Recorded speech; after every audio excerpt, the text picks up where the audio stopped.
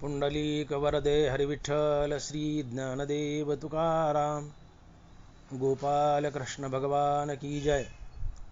मौली ज्ञानेश्वर महाराज की जय। जगद्गुरु तुकाराम महाराज की जय। कर्मत्याग करिता पावे अधोगती। कर्मत्याग करिता पावे अधोगती, भोगिता ही मुक्ती पाविजेना। सांडणे मांडणे दोन्ही त्यागणे, प्राचीना वर्तने निर्विकल्पे। सुख दुःख भोग या दोन्ही भोगिता, न धरीजे अहंता सर्वथयो। सांडणे मांडणे दोन्ही त्यागणे, प्राचीना वर्तने निर्विकल्पे। देह जीव शिव सर्वासही साक्षी। देह जीव शिव सर्वासही साक्षी, ज्ञानदेव लक्षी परब्रह्म। सांडणे मांडणे दोन्ही त्यागणे, प्राचीना वर्तने निर्विकल्पे। प्रस्तुत कीर्तनरूपी सेवेसाठी निवडलेला अभंग श्री संत ज्ञानेश्वर महाराज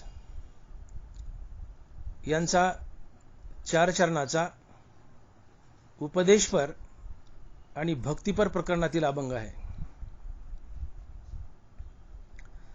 ज्ञानोबराय म्हणतात, कर्म त्याग करिता पावे अधोगती, भोगिता ही मुक्ती पाविजेना। कर्म त्याग करिता पावे अधोगती, भोगिता ही मुक्ती पाविजेना।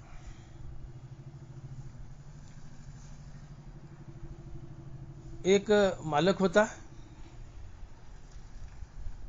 आणि एक नौकर होता। सकाळची वेळ होती। मालक नोकराला म्हणतो, जा रे माझ्यासाठी कब्बर चहा घेऊन ये। नौकर गेला आणि जेवणाचं ताट घेऊन आला। दुपार झाली। मालक नोकराला म्हणतो, जा रे माझ्यासाठी जेवण घेऊन ये। नौकर गेला आणि चहा घेऊन आला। ही नौकराकडून मालकाची सेवा झाली का गैरसेवा झाली? अर्थातच गैरसेवा झाली। मालकानं चहा सांगितला तेव्हा नौकरानं जेवण आणलं, जेवण सांगितलं तेव्हा चहा आणला। ही नौकराकडून मालकाची सेवा नसून गैरसेवा आहे। तर मालकाला ज्यावेळेस जे हवंय नौकरानं ते पुरवावं, ही नौकराकडून मालकाची केली जाणारी सेवा होय। अर्थात नौकराने मालकाच्या इच्छेप्रमाणे वागणं म्हणजेच नौकराकडून मालकाची केली जाणारी सेवा होय, भक्ती होय। तसं भक्ताने भगवंताच्या इच्छेप्रमाणे वागणं म्हणजेच भक्ताकडून भगवंताची केली जाणारी सेवा होय, भक्ती होय। आणि म्हणूनच ज्ञानोबा लिहित आहेत की तैसे स्वामीचे मनोभावा, न चुकीजे हेची परमसेवा, एरतो पांडवा वाणिज्य करणे। तैसे स्वामीचे मनोभावा, स्वामी म्हणजे देव, मनोभाव म्हणजे इच्छा। स्वामीचे मनोभावा न चुकीजे हेची परमसेवा, एरतो पांडवा वाणिज्य करणे। मालकाला ज्यावेळेस जे हवंय ते नौकरानं पुरवावं, ही नौकराकडून मालकाची केली जाणारी सेवा होय। अर्थात नौकरानं मालकाच्या इच्छेप्रमाणे वागणं म्हणजेच नौकराकडून मालकाची केली जाणारी सेवा होय, भक्ती होय। तसं भक्तानं भगवंताच्या इच्छेप्रमाणे वागणं म्हणजेच भक्ताकडून भगवंताची केली जाणारी सेवा होय, भक्ती होय। तुम्ही ज्याची भक्ती करता त्याला काय हवंय हे जाणून घ्या आणि तसं वागा, ती खरी भक्ती असते। भक्तीच्या ज्ञानेश्वरीमध्ये ठिकठिकाणी ज्ञानोबरायांनी वेगवेगळ्या व्याख्या केल्यात, पण ज्ञानेश्वरीतली ज्ञानोबरायांनी केलेली भक्तीची सर्वोत्कृष्ट व्याख्या म्हणजे ही, तैसे स्वामीचे मनोभावा, न चुकीजे हेची परमसेवा, एरतो पांडवा वाणिज्य करणे. ही ओवी म्हणजे ज्ञानोबारायांनी ज्ञानेश्वरीत भक्तीची केलेली सर्वात उत्कृष्ट व्याख्या होय. भक्तीमध्ये देवाला काय हवं हे जाणून घ्या आणि देवाला जे हवंय तसं वागा, याला ज्ञानोबा भक्ती म्हणतात. तैसे स्वामीची मनोभावा न चुकीजे हेची परमसेवा.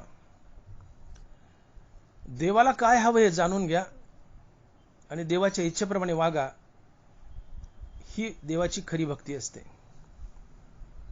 तुम्ही ज्याची भक्ती करता त्याला काय हवं हे जाणून घ्या. पत्नीने पतीच्या इच्छेप्रमाणे वागणं हीच पत्नीकडून पतीची केली जाणारी सेवा होय, भक्ती होय.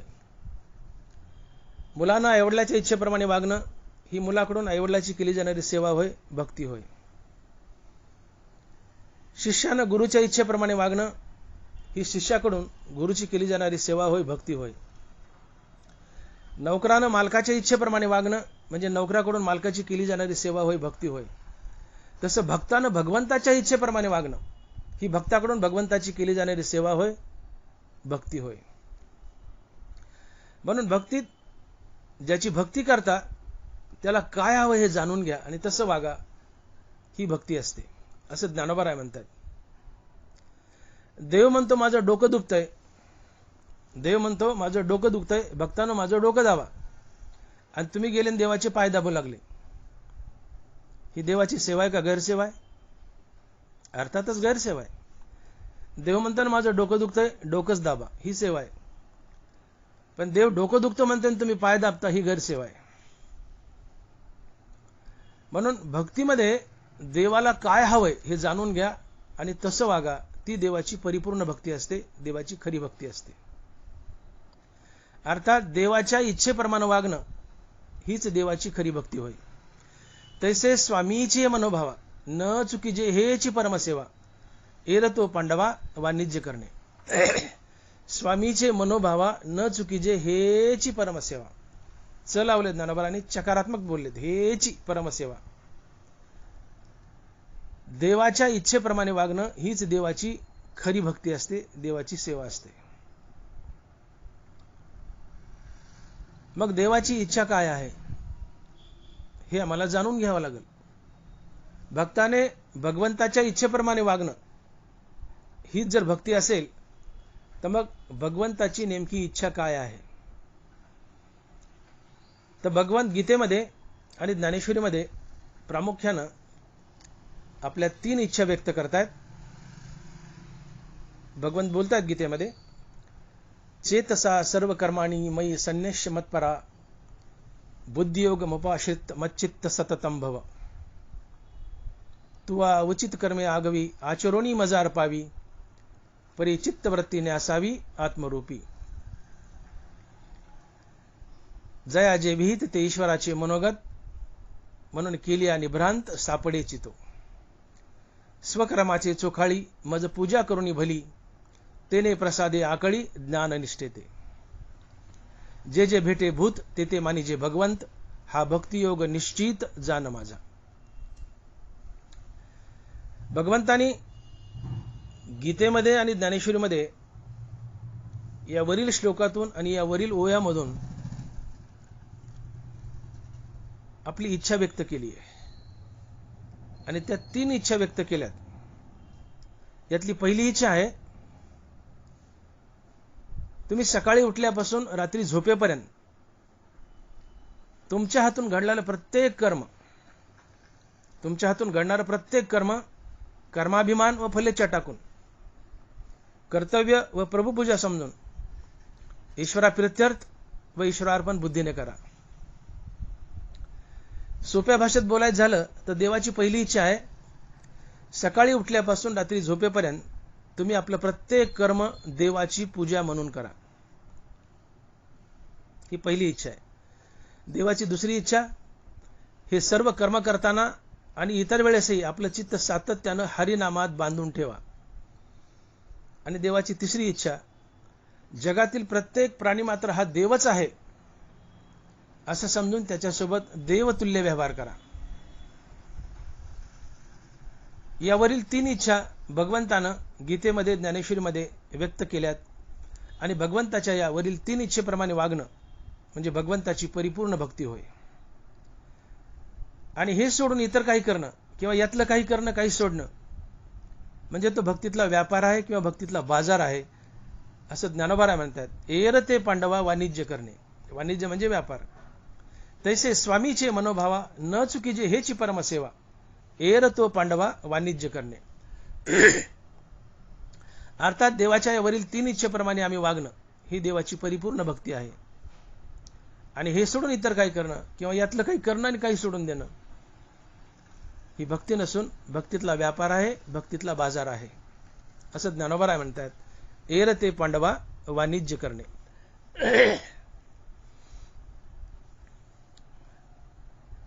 तुम्ही आज समाजावर एक नजर मारा. तुम्हाला समाजामध्ये 4 प्रकारची माणसं आढळून येतील. एक वर्ग असा आहे की जो कर्मच करत नाही आणि देवाचं नावही घेत नाही.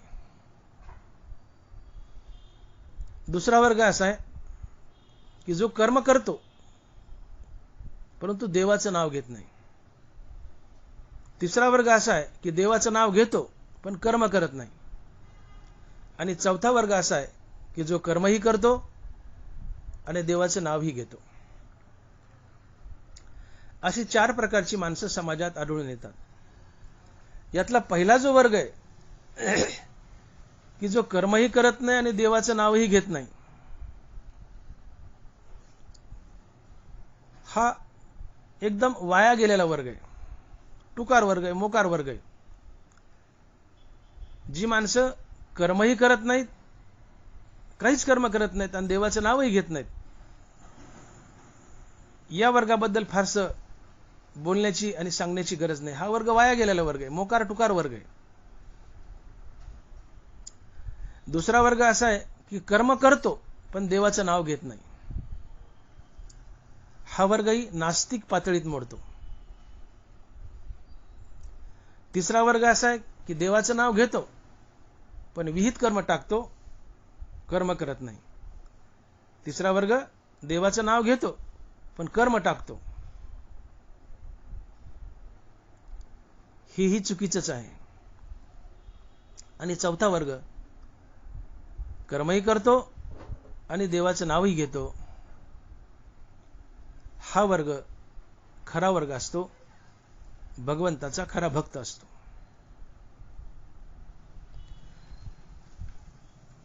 या 4 वर्गापैकी हा तिसरा वर्ग जो आहे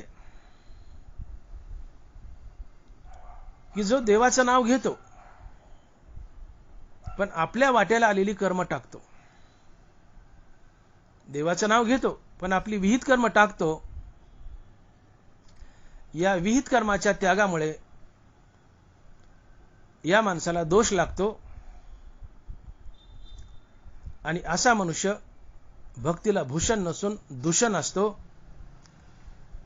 आणि अशा माणसाला तुकोबराय लंड आणि पापी म्हणतात. ऐका तुकोबरायचं वचन. न बाणता स्थिती अंगी कर्मत्यागी लंडतो, तुका म्हणे अधम त्यासी भक्ती दुषी हरीची. न बाणता स्थिती अंगी कर्मत्यागी लंडतो, तुका म्हणे अधम त्यासी भक्ती दुषी हरीची. हा जो तिसरा वर्ग आहे तो देवाचं नाव घेतो, आस्तिक आहे, देवाचं नाव घेतो पण आपल्या वाट्याला आलेली कर्म टाकतो. आणि आपल्या वाट्याला आलेली कर्म टाकल्यामुळं, कर्मत्यागामुळं त्याला दोष लागतो. तो भक्तीला भूषण नसून दूषण असतो. आणि अशा माणसाला तुकोबाराय लंड आणि पापी म्हणतात. न बाणता स्थिती अंगी कर्मत्यागी लंडतो, तुका म्हणे अधम त्याची भक्ती दुषी हरीची. ज्ञानोबा सांगतात की जोपर्यंत तुम्हाला वैराग्याची आणि आत्मज्ञानाची प्राप्ती नाहीये, तुम्हाला जोपर्यंत वैराग्याची आणि आत्मज्ञानाची प्राप्ती नाहीये तोपर्यंत विहित कर्म तुम्हाला बंधनकारक आहेत. हा शास्त्राचा दंडक आहे. याची साक्ष ज्ञानोबा देतात, माऊली लिहितात जव निरार्थता नाही तव व्यापारू असे पाही, मग संतुष्टीचे ठाई कुंठे सहज. आत्मज्ञानाविकी जव निश्चिती नाही निकी, तव नोहे यागादिकी उदासीन. या दोन ओव्यातून ज्ञानोबा असं सांगतायत की जोपर्यंत तुम्हाला वैराग्याची आणि आत्मज्ञानाची प्राप्ती नाहीये,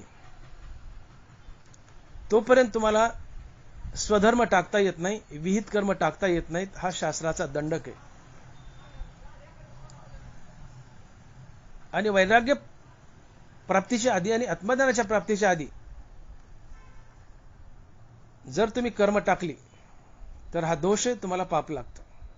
ज्ञानोबा सांगतायत. म्हणून जोपर्यंत वैराग्य आणि आत्मज्ञानाची प्राप्ती नाहीये, तोपर्यंत विहित कर्म बंधनकारक आहेत. हा शास्त्राचा दंडक आहे. ज्ञानोबाची ओवी आहे का? जव निरार्थता नाही तव व्यापारू असे पाही, मग संतुष्टीचे ठाई कुंठे सहज. जव आत्मा द्रष्ट नव्हे तव कर्म करणे की ठाय, आणि करणे ते आहे आयास्वादी. आत्मज्ञानाविकी जव निश्चिती नाही निकी, तव नोहे यागादिकी उदासीन. आर्त म्हणजे इच्छा, निरार्थ म्हणजे निरीच्छ, अर्थात विरक्त. निरार्थता म्हणजे विरक्ती. अर्थात जोपर्यंत आत्मज्ञानाची प्राप्ती नाही आणि वैराग्याची प्राप्ती नाही, तोपर्यंत तुम्हाला विहित कर्म बंधनकारक आहेत. हा शास्त्राचा दंडक आहे. मग ज्या माणसाला वैराग्याची प्राप्ती नाही, आत्मज्ञानाची ओळख नाही, आणि अशा माणसाने आपल्या वाट्याला आलेली कर्म टाकली आणि नुसतं हरिनामच घेत बसला, तर त्याला कर्मत्यागामुळे दोष लागतो, त्याची अधोगती होते आणि त्याला मुक्ती दुरावते. हेच ज्ञानोबा अभंगाच्या पहिल्या चरणात सांगतायत. आणि माऊली लिहित आहेत की कर्मत्यागकरिता पावे अधोगती, भोगिता ही मुक्ती पाविजेना. कर्मत्यागकरिता पावे अधोगती, भोगिता ही मुक्ती पाविजेना. त्याची अधोगती होते म्हणले, त्याला पाप लागतं, त्याची अधोगती होते आणि त्याला मुक्ती दुरावते. कुणाला? की ज्याने वैराग्य प्राप्तीच्या आधी आणि आत्मज्ञानाची ओळख पटण्याच्या आधीच आपले कर्म टाकलेत आणि नुसतं हरिनाम घेतोय. हरिनाम घेणं ही चांगलीच गोष्ट आहे. हरिनाम घेणं काय वाईट नाही. हरिनाम घेण्यासाठीच जन्म आहे आमचा. हरिनाम तर घ्यायलाच पाहिजे. पण शास्त्राचे काही नियम आहेत. हरिनाम तर घ्याच, पण त्याच्या जोडीला आपल्या वाटेला आलेलं स्वकर्म पाळा, स्वधर्माचं पालन करा, विहित कर्म करा. स्वधर्माला विसंबू नका. हरिनाम तर घ्याच, पण स्वधर्म टाकू नका. स्वधर्म टाकला, विहित कर्म टाकली तर तुम्हाला पाप लागतं, तुमची अधोगती होते आणि तुम्हाला मुक्ती दुरावते. हरिनाम तर घ्यायलाच पाहिजे, पण नुसतं हरिनाम घेतोय आणि आपल्या वाटेला आलेली कर्म टाकतोय, तर या कर्मत्यागामुळे त्या माणसाला दोष लागतो आणि या दोषामुळे त्याची अधोगती होते, त्याला मुक्ती दुरावते. आणि म्हणून ज्ञानोबा म्हणतायत की कर्मत्याग करिता पावे अधोगती, भोगिता ही मुक्ती पाविजेना. तुकोबारा तर अशा माणसाला लंड आणि पापी म्हणतायत. न बाणता स्थिती अंगी कर्मत्यागी लंडतो, तुका म्हणे अधम त्याशी भक्ती दुषी हरीची. ज्या माणसाला वैराग्याची ओळख नाही, आत्मज्ञानाची ओळख नाहीये, आणि वैराग्य प्राप्तीच्या आधी, आत्मज्ञानाच्या प्राप्तीच्या आधी जर त्यांनी कर्म टाकले आणि नुसता रामनाम घेत बसला, तर कर्मत्यागामुळे त्या माणसाला दोष लागतो. तो भक्तीला भूषण नसून दूषण असतो. आणि तुकोबारा म्हणतात असा मनुष्य पापी आहे, लंड आहे, तो अधम आहे. न बाणता स्थिती अंगी कर्मत्यागी लंडतो, तुका म्हणे अधम त्याशी भक्ती दुषी हरीची. तात्पर्य, आम्ही भक्ती मार्गाला लागलोय. जे भक्ती मार्गाला नाही त्यांचं सोडून द्या, त्यांचा विचारच करायचा नाही. पण जे भक्ती मार्गाला लागलेत, परमार्थाला लागलेत, ते कुठं चुकतायत? ही चूक ज्ञानोबाच्या अभंगातून दाखवतायत. भक्ती मार्गाला लागलाय, देवाचं नाव घेतोय, आनंद आहे, त्याच्या जोडीला स्वधर्माचं पालन करतोय, आपल्या वाटेला आलेली कर्मही करतोय, ही खरी भक्ती आहे. पण एक वर्ग असा आहे की भक्ती मार्गाला लागलाय तर तो फक्त देवाचंच नाव घेतो आणि विहित कर्म टाकतो, हा दोष आहे.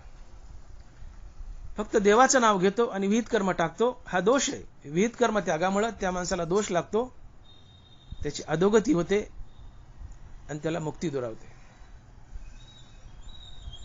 आणि म्हणून ज्ञानोबा म्हणतात की कर्म त्याग करिता पावे अधोगती, भोगिता ही मुक्ती पावी जना. म्हणून खरा परमार्थिक तो की जो देवाचं नावही घेतो आणि स्वधर्माचं पालनही करतो, तो खरा परमार्थिक असतो. मग ज्याने त्यांनी विचार करावा, आपण खरे परमार्थिक आहोत का? आपण नुसतं देवाचं नाव घेतो आणि स्वधर्माचा त्याग करतो. कधी? वैराग्य आणि आत्मज्ञानाच्या प्राप्तीच्या आधी. हा दोष.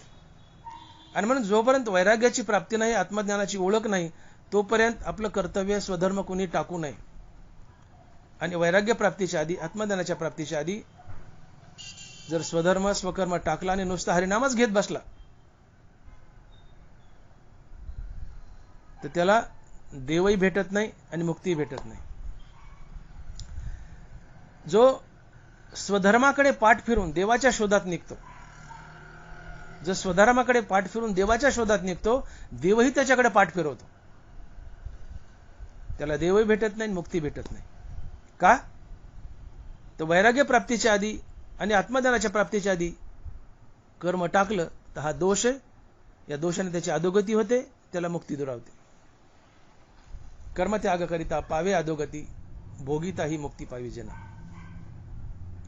आणि म्हणून आम्हाला शान होण्याची गरज आहे. आम्ही परमार्थाला लागलोय, देवाचं नाव घेतोय, आनंद आहे. पण देवाच्या नावासोबत आपलं कर्मही करा, आपला स्वधर्म पाळा. स्वधर्म टाकू नका. स्वधर्म टाकला तर दोष लागेल, पाप लागेल, अधोगती होईल, मुक्ती दुरावेल. म्हणून कर्म अधिक नाम बरोबर भक्ती. पक्षाला उडायला दोन पंख लागतात, एका पंखाने पक्षाला उडता येत नाही. पक्षाला उडायला दोन पंख लागतात, तसं भक्तीला उडायलाही दोन पंख लागतात, एक नामाचं आणि दुसरं कर्माचं. कर्म आणि नाम ही भक्तीची दोन पंख आहेत. आणि या दोन्ही पंखाच्या साह्यानं भक्ती गगन भरारी घेते आणि पांडुरंगाला गाठते. आणि मग भक्तीचं एक जर पंख छाटल्या गेलं, कर्माचं किंवा नामाचं, तर भक्तीला उडता येत नाही, पांडुरंग गाठता येत नाही. ती अधुरी भक्ती असते, अपरिपूर्ण भक्ती असते. आणि म्हणून परिपूर्ण भक्ती म्हणजे कर्म अधिक नाम, अर्थात निष्काम कर्म अधिक निष्काम नाम बरोबर भक्ती. आणि म्हणून भक्तीमध्ये कर्म आणि नाम यांची संगती घाला. नुसतं नाम घेत चाललात आणि कर्म त्यागलं तर ते भक्तीमध्ये मोडत नाही. ते भक्तीला भूषण नसून भक्तीला दूषण आहे. तो मनुष्य लंड आहे, पापी, अधम आहे, असं तुकोबाराय बोलतायत.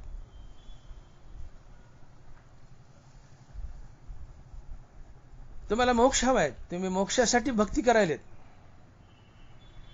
पण ज्ञानोबा म्हणतात की तेवी स्वधर्म साकडू देखोनी जरी केला कडू, तरी मोक्ष सुरवाडू अंतरला की.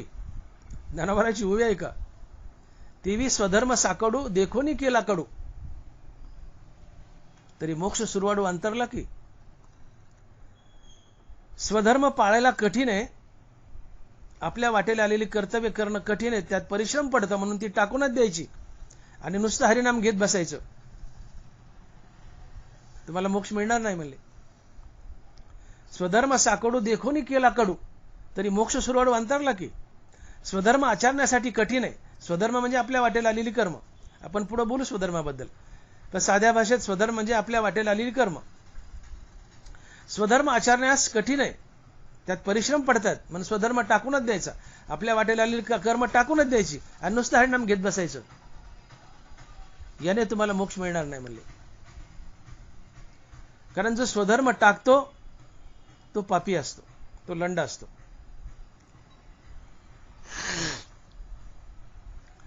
अर्जुन कुरुक्षेत्रावर हातातलं गांडीव खाली टाकलं, रथावरून उडी मारली आणि खाली येऊन बसला. ज्यावेळेस अर्जुनाने भगवंताला सांगितलं की देवा माझा रथ दोन्ही सैन्याच्या मधोमध घे. देवा माझा रथ दोन्ही सैन्याच्या मधोमध घे. देवानं घेतला रथ सैन्याच्या मधोमध. त्यावेळेस अर्जुनाने ज्या वेळेस दोन्ही सैन्यावर नजर फेकली त्यावेळेस अर्जुन पाहतोय तर त्याला दोन्ही बाजूला आपलेच दिसले. सख्य काय चुलत काय दोन्ही बाजूला आपलेच दिसले. अर्जुनाला वाटलं मारतोय तर माझेच मारतोय. सख्य काय चुलत काय मारतायत ते माझेच मारतायत. त्याला स्वजनाचा मोह झाला. त्याच्या अंगातली शक्ती निघून गेली. लटलट कापू लागला. गांडीव धनुष्य खाली ठेवलं आणि रथावरून उडी मारली आणि खाली जमिनीवर येऊन बसला. आणि देवही मग जवळ आले. मग देवाला तो शहाणपणाच्या गोष्टी शिकू लागला की म्हणजे देवा युद्ध चांगलं नसतं, संहार होतो, माणसं मरतात वगैरे वगैरे अनेक देवाला शहाणपणाच्या गोष्टी शिकू लागला. इथपर्यंत तो गेला की तो संन्यासाच्या गोष्टी करू लागला. तो म्हणाला देवा मी संन्यास स्वीकारतो पण मला युद्ध नको. संन्यास स्वीकारतो पण मला युद्ध नको. त्यावेळेस देव म्हणाले, कृष्ण म्हणाले की अर्जुना तुला युद्ध टाकणं हे उचित नाहीये. कारण जोपर्यंत अर्जुन संन्यासाच्या गोष्टी करू लाग, मी संन्यास घेतो पण मला युद्ध नको, किंवा मी इतर काही दुसरं करतो पण मला युद्ध नको. त्यावेळेस देव म्हणाले की अर्जुना तू संन्यासाच्या गोष्टी करतो ठीक आहे, पण संन्यास काय डायरेक्ट मिळत नसतो. त्याला आपल्यापाशी विवेक वैराग्य लागतं, पुढे आत्मज्ञानाची ओळख लागते. तुझ्याजवळ काहीच नाहीये अर्जुन, अजून तुझ्याजवळ वैराग्य नाहीये, तुला आत्मज्ञानाची ओळख नाहीये. आणि वैराग्य प्राप्तीच्या आधी आणि आत्मज्ञानाच्या प्राप्तीच्या आधी तू जर स्वधर्म टाकलास, तू जर युद्ध टाकलंस तर तुला पाप लागेल, तुझी अधोगती होईल आणि या पापानं तू नरकाला जाशील. कल्पांतापर्यंत तुला धब्बा लागेल, तुझी अपकीर्ती होईल. स्वधर्म टाकू नकोस. अर्जुन स्वधर्म टाकून पळत होता, स्वकर्म टाकून पळत होता. आणि तो म्हणाला मी भक्ती करतो, मी हरिनाम घेतो, संन्यास घेतो म्हणजे मी हरिनाम घेतो, पण मला हे युद्ध नको, हे स्वकर्म नको. देव म्हणतात अर्जुना वैराग्य प्राप्तीच्या आधी आणि आत्मज्ञानाची ओळख पटण्याच्या आधी तू जर तुझा स्वधर्म अर्थात युद्ध टाकलंस, हा दोष आहे, तुला पाप लागेल आणि तू नरकाला जाशील. नरवारा लिहित आहेत अर्जुना स्वधर्म सांडसील तर पापावर पडा होशील आणि अपयश तेन वचेल कल्पांतवरी. ना तरी रणी शव सांडीजे ते चौमेरी गिद्धी विदारीजे तैसा स्वधर्महीन अभिभविजे महादोषी. अर्जुना स्वधर्म सांडसील तर पापावर पडा होशील. अर्जुना तुला वैराग्याची ओळख नाही, आत्मज्ञानाची ओळख नाही, आणि त्याच्या आधी जर स्वधर्म टाकलास, युद्ध टाकलंस तर तुला पाप लागेल, पापावर पडा होशील, तुला पाप लागेल. रणांगणामध्ये जसे गिधाड मेलेल्या प्रेताला तोडून खातात तसे महादोष तुला तोडून खातील. अर्थात तुला दोष लागेल, तुला पाप लागेल युद्ध टाकशील तर. का? तुला अजून आत्मज्ञानाची ओळख नाही, वैराग्याची प्राप्ती नाही. आणि वैराग्य प्राप्तीच्या आधी, आत्मज्ञानाच्या प्राप्तीच्या आधी तू जर स्वधर्म टाकलास, युद्ध टाकलंस तर तुला पाप लागेल, तू नरकाला जाशील, अपकीर्तीचा धब्बाही लागेल, तुला मुक्ती मिळणार नाही. म्हणून वैराग्य प्राप्तीच्या आधी, आत्मज्ञानाच्या प्राप्तीच्या आधी स्वधर्म टाकणं हे पाप आहे, त्यांनी अधोगती होते. आणि म्हणून नरवारा बोलतायत की कर्म त्याग करिता पावे अधोगती, भोगिताही मुक्ती पावी जेना. अधोगती होते. वैराग्य आणि आत्मज्ञानाची ओळख पटण्याच्या आधी कर्म टाकलं तर पाप लागतं, अधोगती होते, मुक्ती दुरावते. देवाने अर्जुनाला स्वधर्म टाकू दिला नाही. तुम्हाला माहिती आहे गीतेचा जन्म का झाला? गीतेचा जन्म एकाच कारणामुळे झालाय की देवाने अर्जुनाला सांगितलं, अर्जुना, वैराग्य प्राप्तीच्या आधी आणि आत्मज्ञानाची ओळख पटण्याच्या आधी जर स्वधर्म टाकला तर मनुष्याला पाप लागतं आणि मनुष्य नरकाला जातो. तुला अजून वैराग्याची आणि आत्मज्ञानाची ओळख नाही. तू स्वधर्म टाकशील, युद्ध टाकशील तर तुला पाप लागेल आणि तू नरकाला जाशील. एवढं बजावण्यासाठी देवाला गीता सांगावी लागली, नाही तर गीता सांगण्याची देवाला गरजच पडली नसती. गीतेचा जन्मच झाला नसता. अर्जुनाने जर गांडीव धनुष्य हातात घेऊन सरळ सरळ युद्ध सुरू केलं असतं आणि सगळ्या सैन्याची चेंडूसारखी मुंडकी उडवली असती तर देवाला गीता सांगायची गरजच काय होती? गीता जन्मालाच आली नसती. गीताच एवढ्या कारणामुळे जन्माला आलीये. गीताच एवढ्या कारणामुळे जन्माला आलीये की अर्जुनाला देवाला बजवायचं होतं की अर्जुना, तू युद्ध टाकायलास, स्वधर्म टाकायलास, पण वैराग्य प्राप्तीच्या आधी, आत्मज्ञानाची ओळख पटण्याच्या आधी स्वधर्म टाकलास, युद्ध टाकलास तर तुला पाप लागेल, तू नरकाला जाशील, तुझी अधोगती होईल, तुला मोक्ष दुरावेल. एवढं बजावण्यासाठी देवाला गीता सांगायला लागली, अन्यथा गीता जन्माला येण्याचं कारणच नव्हतं. गीता जन्मालाच आली नसती. आणि म्हणून हा एक महान सिद्धांत लक्षात घ्या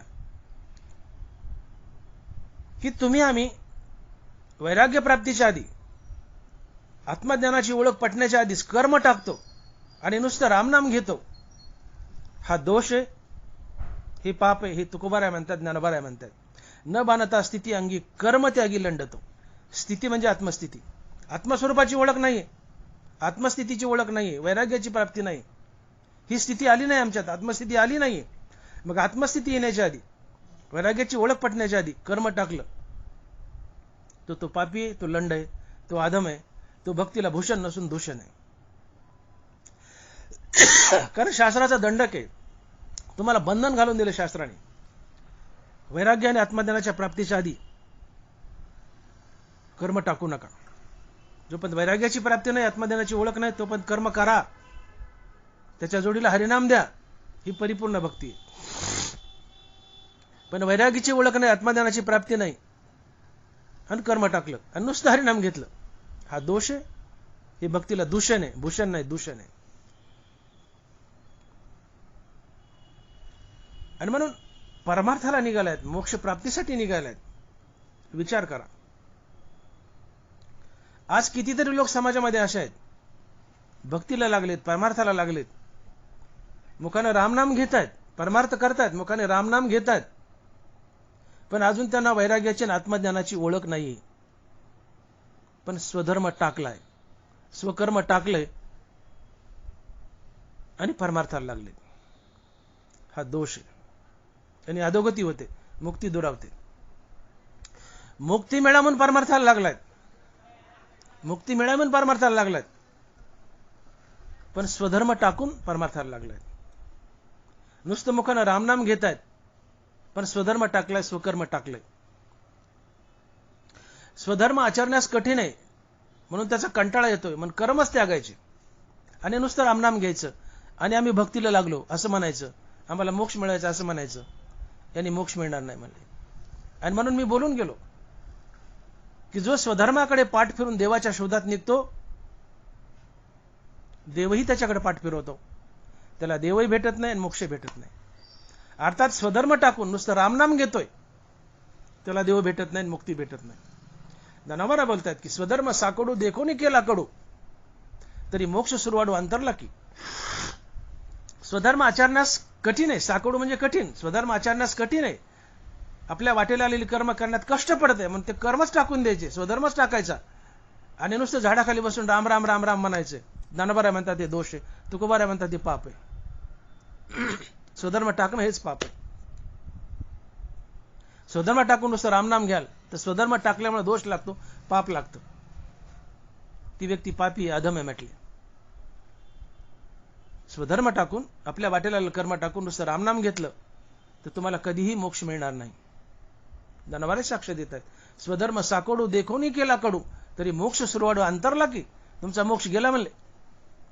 ज्या मोक्षासाठी निघालात भक्तीला रामनाम घेतायत तो मोक्ष गेला म्हणले, मिळणारच नाही. का तर तुम्ही स्वधर्म टाकलाय, नुसतं रामनाम घेतायत. आणि म्हणून ज्ञानोबा आम्हाला बजावतायत, ज्ञानोबा सांगतायत की प्राप्त कर्म सांडीजे एतुलेनी नैष्कर्म होईजे हे वायाची बोली जे मूर्खपणे. ऐका ज्ञानोबाची होई.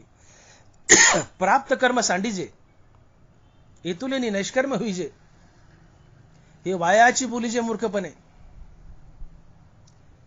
तुमच्या वाटेला आलेली कर्म तुम्ही टाकली आहेत. प्राप्त कर्म सांडीजे आणि नष्कर्म होईजे. तुमच्या वाटेला आलेली कर्म टाकली आहेत आणि तुम्ही म्हणतात मी नैष्कर्म झालो. प्राप्त कर्म सांडीजे एतुलेनी नैष्कर्म होईजे ही वायाची बोली जे मूर्खपणे. तुमच्या वाटेला आलेली कर्म करायचा कंटाळा येतो म्हणून तुम्ही टाकली आहेत. आणि तुम्ही म्हणता मी कर्म टाकले ना तर मी नैष्कर्म झालोय. नैष्कर्म अवस्था ती असती की ज्याला विवेक वैराग्याची प्राप्ती आणि श्री गुरुच्या कृपेने आत्मज्ञान झालंय. ती नैष्कर्म अवस्था ती असते ज्याला तुकोबारा म्हणतात काम नाही झालो पाहिजे रिकामा. ही नैष्कर्म अवस्था आहे. विवेक वैराग्याची प्राप्ती, श्री गुरुच्या कृपेने आत्मज्ञान झालंय, मुक्तीवर भजन युक्त आहे, अशा महात्म्याला नैष्कर्म्य अवस्था म्हणतात. आणि ही परमोच्च अवस्था आहे. हो, ही नैष्कर्म्य सिद्धी आहे. जेवढ्या जगात सिद्धी आहे त्या सर्व सिद्धी ती परमसिद्धी आहे. धनवाराने म्हटले हो, तिथं न होणे निपजे, तिथं काही न होणे निपजे तया ते नैष्कर्म्य सिद्धी म्हणीजे सर्व सिद्धीत सहजे परम हेची. सगळ्या सिद्धीमध्ये परमसिद्धी जर काय असेल तर नैष्कर्म्य सिद्धी आहे. आणि नैष्कर्म्य सिद्धी म्हणजे संत अवस्था आहे. जो मुक्तीवर भजन युक्त आहे त्याला नैष्कर्म्य सिद्धी म्हणतात. आणि इथं तुम्ही धनवळा म्हणतात की प्राप्त कर्म सांडीजे हेतुलेनी नैष्कर्म्य होईजे ही वायाची बोली जे मूर्खपणे. कंटाळा येतो काम करायचा म्हणून काम टाकून दिलंय आणि तुम्ही म्हणता मी नैष्कर्म्य झालो आणि नुसतं रामनाम घेतो आणि मुक्ती मिळवतो. अशानं तुम्हाला मुक्ती मिळणार नाही. तुम्ही चुकीच्या मार्गाने चाललाय. नाम तर घ्या पण त्याच्या जोडीला स्वधर्माचं पालन करा. ही परिपूर्ण भक्ती आहे. तुम्हाला देव जरूर भेटेल. आणि म्हणून आम्ही भक्तीला लागलोय. तर भक्तीला लागल्यानंतर आमच्या काय चुका आहेत? आम्हाला मोक्ष मिळावा म्हणून आम्ही भक्तीला लागलोय. पण ज्या स्वधर्मानं आणि हरिनामानं दोघं एकत्र केल्यानं मोक्ष मिळतो, त्यातला स्वधर्म तुम्ही टाकलाय. स्वधर्म आचरणाला कठीण आहे. आपल्या वाट्याला आलेली कामं करायला कष्ट पडते, पण ते कर्मच टाकायचे, नुसतं रामनाम घेत बसायचं. ज्ञानोबा म्हणतायत हा दोष आहे, हे पाप आहे, तुला मोक्ष दुरावेल. स्वधर्म साकडू देखोनी केला कडू तरी मोक्ष सुरवाडू अंतरला की. अर्जुना स्वधर्म सांडसील तर पापावर पडा होशील आणि अपयश तेनं वचेल कल्पांतवरी. हे वाक्य पुन्हा ऐका. अर्जुना स्वधर्म सांडसील तर पापावर पडा होशील आणि अपयश तेनं वचेल कल्पांतवरी. म्हणून वैराग्य प्राप्तीच्या आधी आणि आत्मज्ञानाच्या प्राप्तीच्या आधी स्वधर्म टाकणं हे पाप आहे, हा दोष आहे. तुकोबारा अशा माणसाला लंड आणि पापी म्हणतात. असा मनुष्य भक्तीला भूषण नसून दूषण असतो, असं तुकोबारा म्हणतात. म्हणून आम्हाला शहाणा होण्याची गरज आहे. तुम्ही संत जीवन बारकाईनं अभ्यासा. मला असा एक तरी संत दाखवा की तो स्वधर्माचं पालन न करता नुसते हरिनामाच्या बळावर संत झालाय. असं एकही संत दाखवा. 12व्या शतकात ज्ञानोबाराच्या काळात संताची मांदियाळी होती. 15, 20, 25 संत होते त्या काळात. निवृत्ती, ज्ञानदेव, सोपान, मुक्ताई, नामदेव, एकनाथ, तुकाराम, सेना महाराज, नरहरी सोनार, रोहिदास महाराज, चोखा महाराज, मीराबाई, अजून जनाबाई, गोरोबा काका, सावता महाराज, किती संत होते, मांदियाळी होते. अजून नाव दामा शेट्टी, अजून माझे नाव विसरले, अजून असतील, पण त्यावेळेस संताची मांदियाळी होती. इतके संत होते. तुम्ही यातला एक तरी संत दाखवा की ज्यांनी कर्माचा त्याग केलाय, नुसतं रामनाम घेत बसलेत झाडात वनात जाऊन कुठेतरी, आणि ते संत झालेत. असं एक तरी संत दाखवा. यात अपवाद फक्त या 4 भावंडाचा आहे. निवृत्ती, ज्ञानदेव, सोपान, मुक्ताई हे उपजत ज्ञानी होते. उपजत ज्ञानी म्हणून आले लोटांगणी चांगदेव. उपजत ज्ञानी म्हणून आले लोटांगणी चांगदेव. निवृत्ती, ज्ञानदेव, सोपान, मुक्ताई हे 4 भावंड उपजत ज्ञानी होते. आणि आत्मज्ञानाच्या प्राप्तीनंतर स्वधर्म टाकला, कर्म टाकलं तर चालतं, त्याला दोष लागत नाही. ज्ञानोबा बोलतात, तृप्ती झाली जैसी साधने सरती अपेशी, आत्मतुष्टी तैशी कर्मे नाही. पोट भरल्यानंतर स्वयंपाकाचा खटाटोप टाकून दिला तरी चालतो. तसं आत्मज्ञान झाले, मुक्त झालात, कर्म टाकली तरी चालतात. ज्ञानोबा आणि बाकीची त्यांची 3-4 भावंड आत्मज्ञानी होते, उपजत ज्ञानी होते, म्हणून त्यांना कर्म करायची गरज नव्हती. त्यांनी आपला स्वधर्म टाकला तरी, त्यांनी स्वधर्म टाकला नाही पण टाकला तरी चालतो. तुम्ही म्हणाल वाल्या कोळी नुसत्या रामनामाने मुक्त झाला. वाल्या कोळी ज्यावेळेस रामनाम घ्यायला बसला, नारदाने त्याला उपदेश केल्यानंतर तो घरी गेला, सगळ्या बायका मुलांना विचारलं, माझ्या पापात सहभागी आहेत का? कुणीच तयार झालं नाही. त्यावेळेस त्याला उपरती आली, रखरखीत वैराग्य आलं, आणि रखरखीत वैराग्य धारण करून तो रामनाम घ्यायला बसला. त्याच्या अंगावर वारूळ वाढलं, त्याला वैराग्य प्राप्त झालं. मी बोलते पुन्हा पुन्हा की वैराग्य प्राप्तीनंतर कर्म टाकली ती चालतात, वैराग्य प्राप्तीच्या आधी टाकू नये. वाल्याकुळी वैराग्य धारण करून रामनामाला बसला. ज्ञानोबारांची 4 भावंड उपजत ज्ञानी होते, म्हणून कर्म टाकलं तरी चालतं. मी बोललो, तृप्ती झाली जशी साधने सरती अपेशी, आत्मतुष्टी तशी कर्मे नाही. पण बाकीचे संत घ्या, उरलेले सगळे संत, तुकाराम महाराज, एकनाथ महाराज, नामदेव महाराज, गुरोबा काका, सावता महाराज वगैरे वगैरे सगळे, पुन्हा नाव घ्यायची गरज, सगळे संत बघा, या सगळ्या संतांनी मोक्षाच्या आधी निष्काम कर्मयोग केला आणि मोक्षानंतरही निष्काम कर्मयोगच करत राहिले. मुखानं विठ्ठल नाम, रामनाम तर घेतलंच, पण या रामनामाला आपल्या स्वधर्माची संगती दिली. ज्या निष्काम कर्माच्या साह्यानं त्यांनी मोक्षाचं शिखर गाठलं, या संतांनी मोक्ष प्राप्तीनंतर देखील निष्काम कर्माची शिडी सोडली नाही, तिला घट्ट पकडून ठेवलं. मोक्षाच्या आधी यांनी कर्मच केले, मोक्षानंतरही कर्मच केले, कर्म टाकले नाही. ज्या कर्म आणि नामाच्या बळावर हे संत मुक्त झाले, कर्म आणि नाम हे साधन होतं मोक्षाचं, तर कर्म आणि नाम या साधनानं हे संत मुक्त झाले. मुक्त झाल्यानंतर कर्म आणि नाम त्यांनी साध्य बनवलं, अर्थात मुक्तीनंतरही त्यांनी नाम आणि कर्म सोडलं नाही. पण समाजाला संत कळत नाहीत, त्याला काय करावं? एक शिकलेला असा वर्ग आहे, एक शिकलेला की तो म्हणतो की संतांनी समाज आळशी बनवला, अभ्यास करावून मग बोलावं, ज्ञानेश्वरी गाथा वाचावून मग बोलावं, विनाकारण टीका करू नये. संतांनी समाज आळशी बनवलाच नाही, आणि जे म्हणतात त्यांना संत कळालेच नाहीत. हो, संतांनी सदैव कर्मच केली आणि कर्मच करायला लोकांना प्रोत्साहित केलं. संतांनी निष्काम कर्मानं मोक्ष मिळवला आणि मोक्षानंतर निष्काम कर्मच केले आणि जगालाही कर्म करा म्हणून सांगितलं. मग संतांनी समाज आळशी केला म्हणणं शोभतंय का? नाहीये. आज गोरोबा काका मोक्ष मिळण्याच्या आधी विटाच घडवल्या, जातीनं कुंभार होते, विटा घडवायचे, मोक्ष मिळण्याच्या आधी विटाच घडवल्या, मोक्षानंतरही विटाच घडवल्या, कर्म टाकलं नाही. कबीर महाराज मोक्षाच्या आधी चादरी विणल्या, मोक्षानंतरही चादरी विणल्या. नामदेव महाराज शिंपी होते, मोक्षाच्या आधी कपडे शिवले, मोक्षानंतरही कपडे शिवले. तुकोबा शेतकरी होते, व्यापारी होते, दुकानात धंदा करत होते, मोक्षाआधी व्यापार केला, शेती केली, मोक्षानंतरही व्यापार शेती केली. नरहरी सोनार होते, मोक्षाच्या आधी दागिने घडवले, मोक्षानंतरही दागिनेच घडवले. सावता महाराज शेतकरी होते, मोक्षाच्या आधी मळाच केला सावता महाराजांनी, मोक्षानंतरही मळाच केला. हरिनाम तर घेतलं, पण या हरिनामाला सातत्याने स्वधर्माची संगती दिली. आणि म्हणून संतांनी नाम घेत घेत ज्या स्वधर्मानं मोक्ष मिळवला, मोक्षाचं शिखर गाठलं, तर मोक्ष प्राप्तीनंतरही यांनी स्वधर्म टाकला नाही, आपलं कर्म टाकलं नाही. मोक्षाच्या आधी कर्म केलं, मोक्षानंतरही कर्म केलं. मग तुम्ही कर्म का टाकता? तुम्ही नुसतं रामनाम घेता आणि कर्म टाकता, स्वधर्म टाकता, हे भक्तीमध्ये बसतं का? नाही बसत, नाही बसत.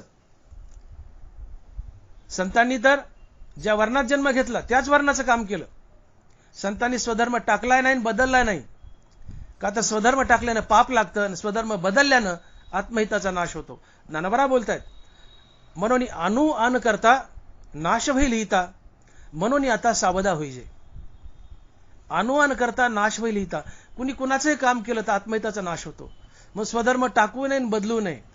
संतांनी चातुर्वर्णानुसार आपल्या वाट्याला जे काम आलंय तेच काम केलं. संतांनी स्वधर्म टाकलाय नाही, बदललाय नाही. ज्या वर्णात जन्म घेतला त्याच वर्णाचं काम केलं आणि जगालाही कर्म करायला प्रोत्साहित केलं.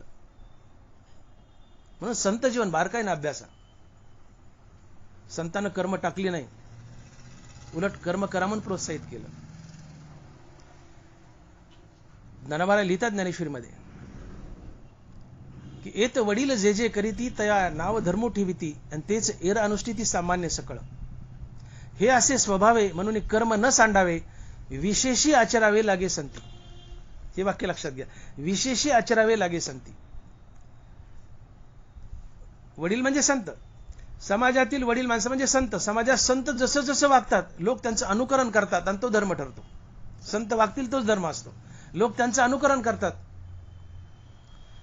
लोक संतांचं अनुकरण करतात. म्हणून संताने तर विशेष करून कर्म करावेत, कर्म टाकू नये, हे ज्ञानोबा सांगतायत.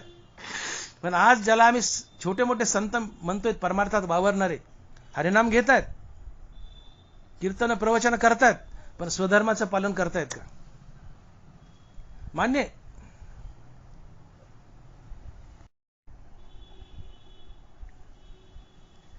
आपण काय बोलत होतो की एत वडील जे जे करीती तया नाव धर्म ठेविती आणि तेच एर अनुष्ठिती सामान्य सकळ.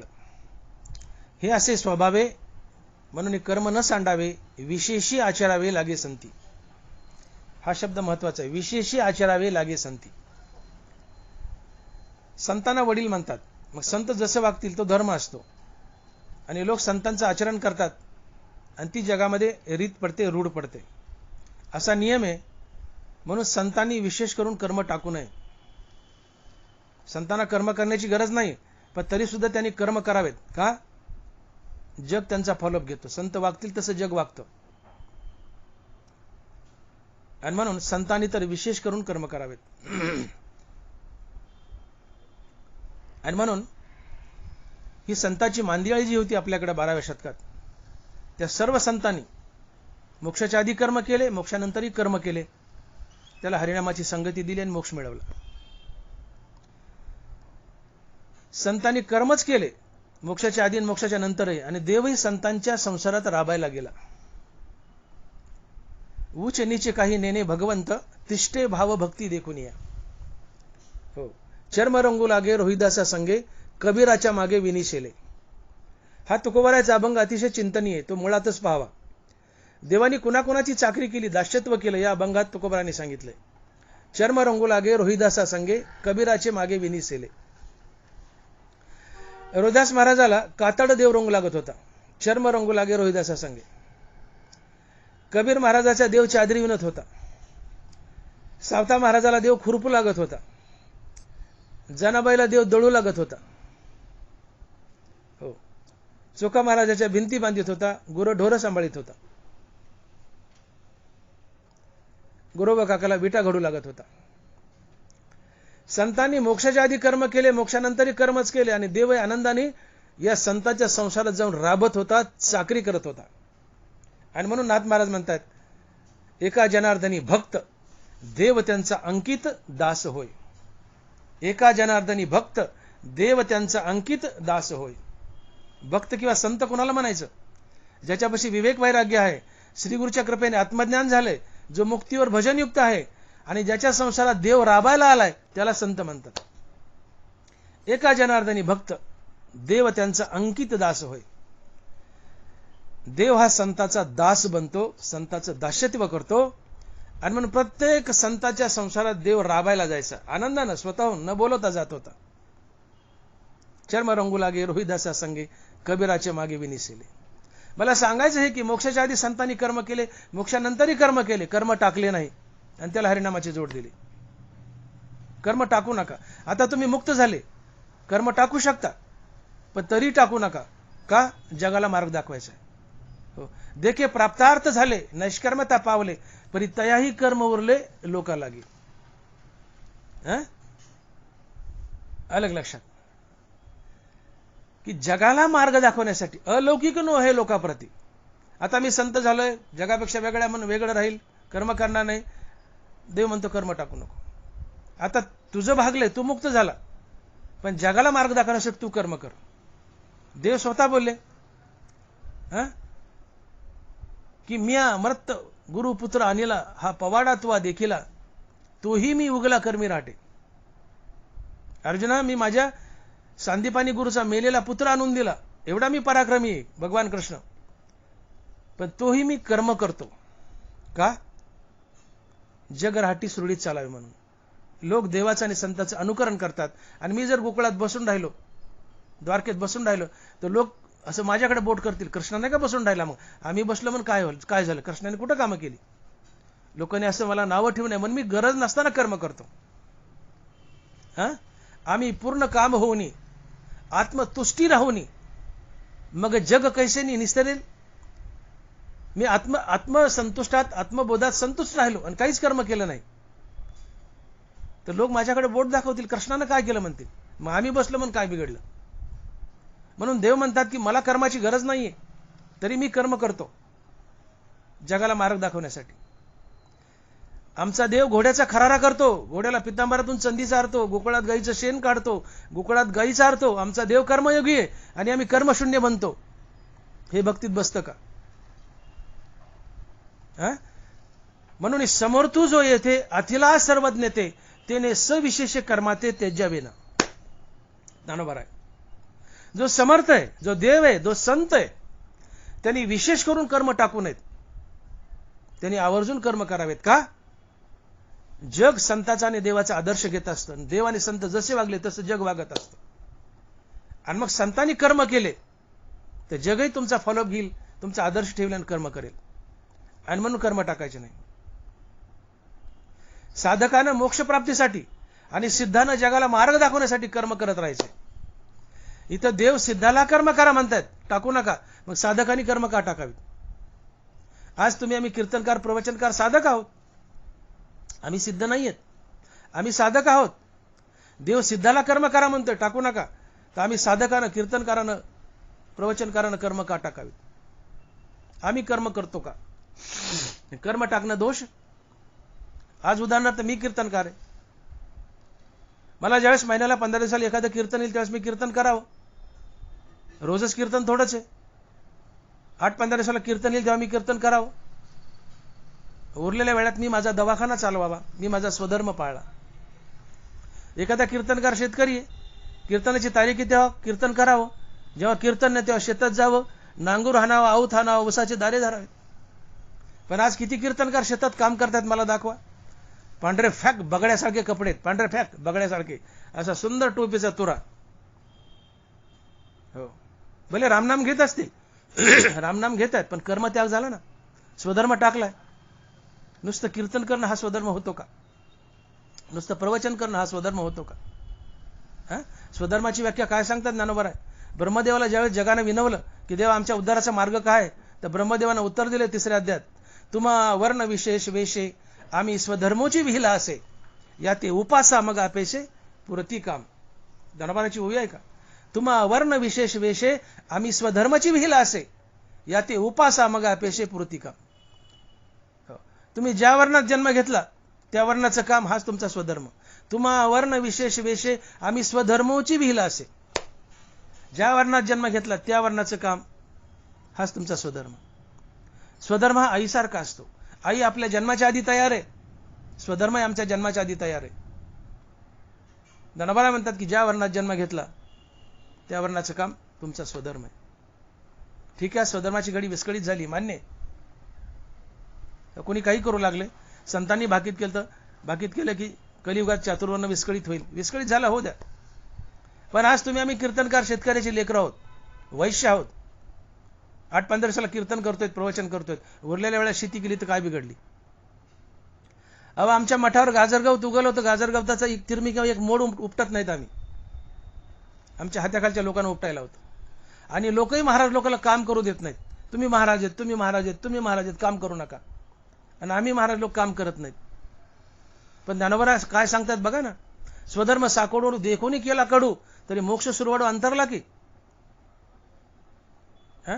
ठीक आहे, आम्ही कीर्तन प्रवचन करतोय, रामनाम घेतोय, पण नुसतं रामनाम घेणं, कीर्तन प्रवचन करणं एक बाजू सांभाळली, पण स्वधर्म सांभाळला का? आणि नुसतं कीर्तन करणं हा स्वधर्म होतो का? स्वधर्माचे एक अंग होईल ते, पण परिपूर्ण स्वधर्म होतो का? आणि म्हणून आम्हाला शहाणं होण्याची गरज आहे. ज्ञानोबा बोलतात की विशेषी आचरावे लागे संती. हो, हे असे स्वभाव आहे म्हणून कर्म न सांडावे, विशेषी आचरावे लागे संती. संतांना बांधले देवाने की संता हो, तुम्हाला कर्म करायची गरज नाही, पण तुम्ही मुद्दाम कर्म करा का जग तुमच्या पायावर पाय देऊन चालतं. संत जसे वागले तसं जग वागतं. मग आजचा कीर्तनकार जसं वागेल तसं जर जग वागलं तर जगराटी चालेल का? आजचा कीर्तनकार नुसतं कीर्तन करतोय, कीर्तन नाही, 4-8 दिवस नुसता घरात बसतो किंवा रामनाम घेत बसतो. जग तसं वागलं तर शेती कोणी करेल का? शेती पडीक पडायची नाही का? लोक कर्म करतील का? म्हणून आम्हाला कीर्तनकाराला शहाणं होण्याची गरज आहे. आम्ही कीर्तनकारांना कीर्तन करावीत, पण ते करत करत शेती करावी. आमचा मठ आम्ही स्वतः झाडावा. आमच्या मठात पाणी आम्ही स्वतः कीर्तनकारांना भरावं. का नोकर लागतात आम्हाला? हा स्वधर्म आहे, तो पाळावा. तुमच्या वाट्याला कर्म तुम्ही करावं, का करू नये? जरी चातुर्वर्ण विस्कळीत झाले, सध्या जो व्यवसाय करतात तो व्यवसाय तुमचा स्वधर्म आहे. तुमचा जो विशेष गुण आहे त्याला विकसित करा. पण आम्ही स्वधर्म विसरलोय, आम्ही स्वधर्म टाकलाय. हा दोष आहे. नुसतं हरिनाम घेणं आणि कर्म त्यागणं हा दोष आहे. तुकोबा आहे त्याला लंड म्हणतात, पापी म्हणतात, अधम म्हणतात. कर्मत्यागामुळे त्याची अधोगती होईल, त्याला मुक्ती दुरावेल. हा मुद्दा लक्षात घ्या की आजपर्यंत झालेले सगळे संत आणि आमचा भगवान कृष्ण, संत आणि भगवान कृष्ण हे कर्मयोगी होते. यांनी कर्मच केली, गरज नसताना कर्म केली. संतांनी मोक्षाच्या आधी कर्म केली, मोक्षानंतरही कर्म केली. का? जगाला मार्ग दाखवा. आम्ही कर्म केले, जगावर तुम्ही कर्म करा, कर्म टाकू नका. सावता महाराज मुक्त झाले, त्यांना मळा करायची काय गरज होती? पण मळा टाकून दिला असता. गुरोबा काका मुक्त झाले, विटा काढायचे सोडून दिले असत्या. तुकोबा मुक्त झाले, शेती सोडून दिली असते, दुकानदारी सोडून दिली असते. सेना महाराज डोई करायचे, मुक्तीनंतर डोई सोडून दिली असती, हजामती केल्या नसत्या. असे कितीतरी संत सांगायत की ज्यांनी मुक्तीच्या आधी कर्म केलं आणि मुक्तीनंतर तेच कर्म केलं आणि देव त्यांच्या संसारात राबायला गेला. देवाने संतांना बंधन घातले. तुम्ही मुक्त झाले तरी तुमचं कर्म चालू ठेवा. मोक्षाच्या आधी जे कर्म केलं मोक्षाच्या नंतर ते चालूच ठेवा. ज्या कर्माच्या शिडीने मोक्ष गाठला, मोक्षाचं शिखर गाठलं, मोक्ष प्राप्तीनंतरही मोक्षाची शिडी, त्या कर्माची शिडी संतांना घट्ट धरून ठेवली. ज्या कर्माच्या शिडीने मोक्षाचं शिखर गाठलं, मोक्ष प्राप्तीनंतरही ती कर्माची शिडी संतांनी आपल्यावर अशी घट्ट दाबून धरली आणि मोक्ष प्राप्तीनंतरही कर्मच केले आणि त्याला हरिनामाची संगती दिली. का? जग तुमच्याकडे पाहतं, संताकडे पाहतं, कीर्तनकाराकडे पाहतं. तुम्ही जसे वागताल तो आदर्श ठेवतात. मग संतांनी कर्म केली मोक्षाच्या आधी मोक्षाच्या नंतर, आम्ही कीर्तनकार का टाकतो? जगानं आमचा काय आदर्श घ्यावा? आजकालचे आम्ही कीर्तनकार, प्रवचनकार पांढरे फक कपडे घालतो, कीर्तन करतो, पण रोजच कीर्तन नाही. पावसाळ्यात कीर्तन नसतात 2-4 महिने, त्या टायमाला बसून राहतो. शेतात काम करा ना, काय बिघडलं?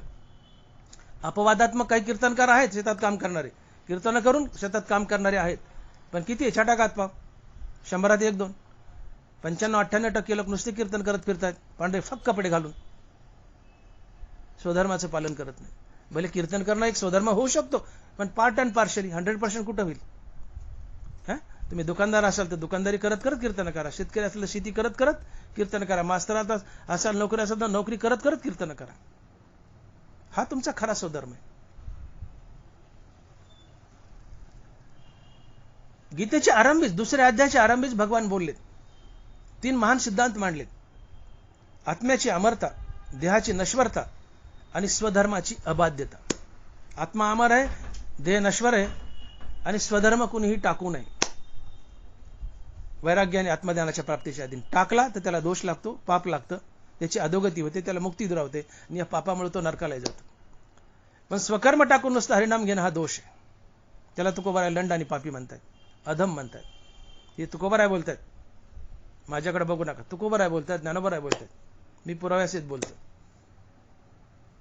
अर्जुनाला भगवंतानं कुरुक्षेत्रावर गीता सांगितली. काय कारण आहे? जगात काय माणसं नव्हती का? न बोले देवकीसी, न बोले पिता वसुदेवासी, न सांगे भ्राता बळीभद्रासी, ते अर्जुनीशी सांगत असे. जी गीता आपल्या आईला सांगितली नाही, वडिलाला सांगितली नाही, भावाला सांगितली नाही, ती गीता फक्त जगात अर्जुनाला सांगितली का? आणि ती तसल्या गडबडीत रणांगणावर सांगितली. ढोल वाजतात, नगारे वाजतात आणि देव गीता अर्जुनाला सांगतायत रणांगणावर का? फक्त अर्जुनालाच गीता का सांगितली? ज्ञानोबारायचं उत्तर देत आहेत. माऊली लिहित आहेत, तुवा सर्व कर्मे आपुली, सर्वदा मज अर्पिली, म्हणून प्रसन्नता लाधली आजी हे माझी. अर्जुना, मी तुला गीता का सांगतोय? तुवा सर्व कर्मे आपुली, सर्वदा मज अर्पिली, म्हणून प्रसन्नता लाधली आजी हे माझी. अर्जुना, मी तुझ्यावर फिदा आहे, मी प्रसन्न आहे, म्हणून भाळलो तुझं. देव अर्जुनाला म्हणतात, मी तुझ्यावर भाळलोय, मी तुझ्यावर फिदा आहे. का? की अर्जुना, आजपर्यंत तू केलेलं प्रत्येक कर्म कृष्णाची पूजा म्हणून केलेस आणि ते मला अर्पण केलेस. कर्म देवाची पूजा म्हणून केलेस, एवढ्या एका गोष्टीनं. कर्म देवाची पूजा म्हणून केले आणि देवाला अर्पण केलेस, एवढ्या एका गोष्टीनं अर्जुना मी तुझ्यावर फिदा आहे, मी तुझ्यावर प्रसन्न आहे आणि एवढ्या एका गोष्टीमुळे मी तुला गीता सांगतोय. याचा अर्थ कर्म देवाची पूजा म्हणून करणं ही देवाची खरी भक्ती आहे.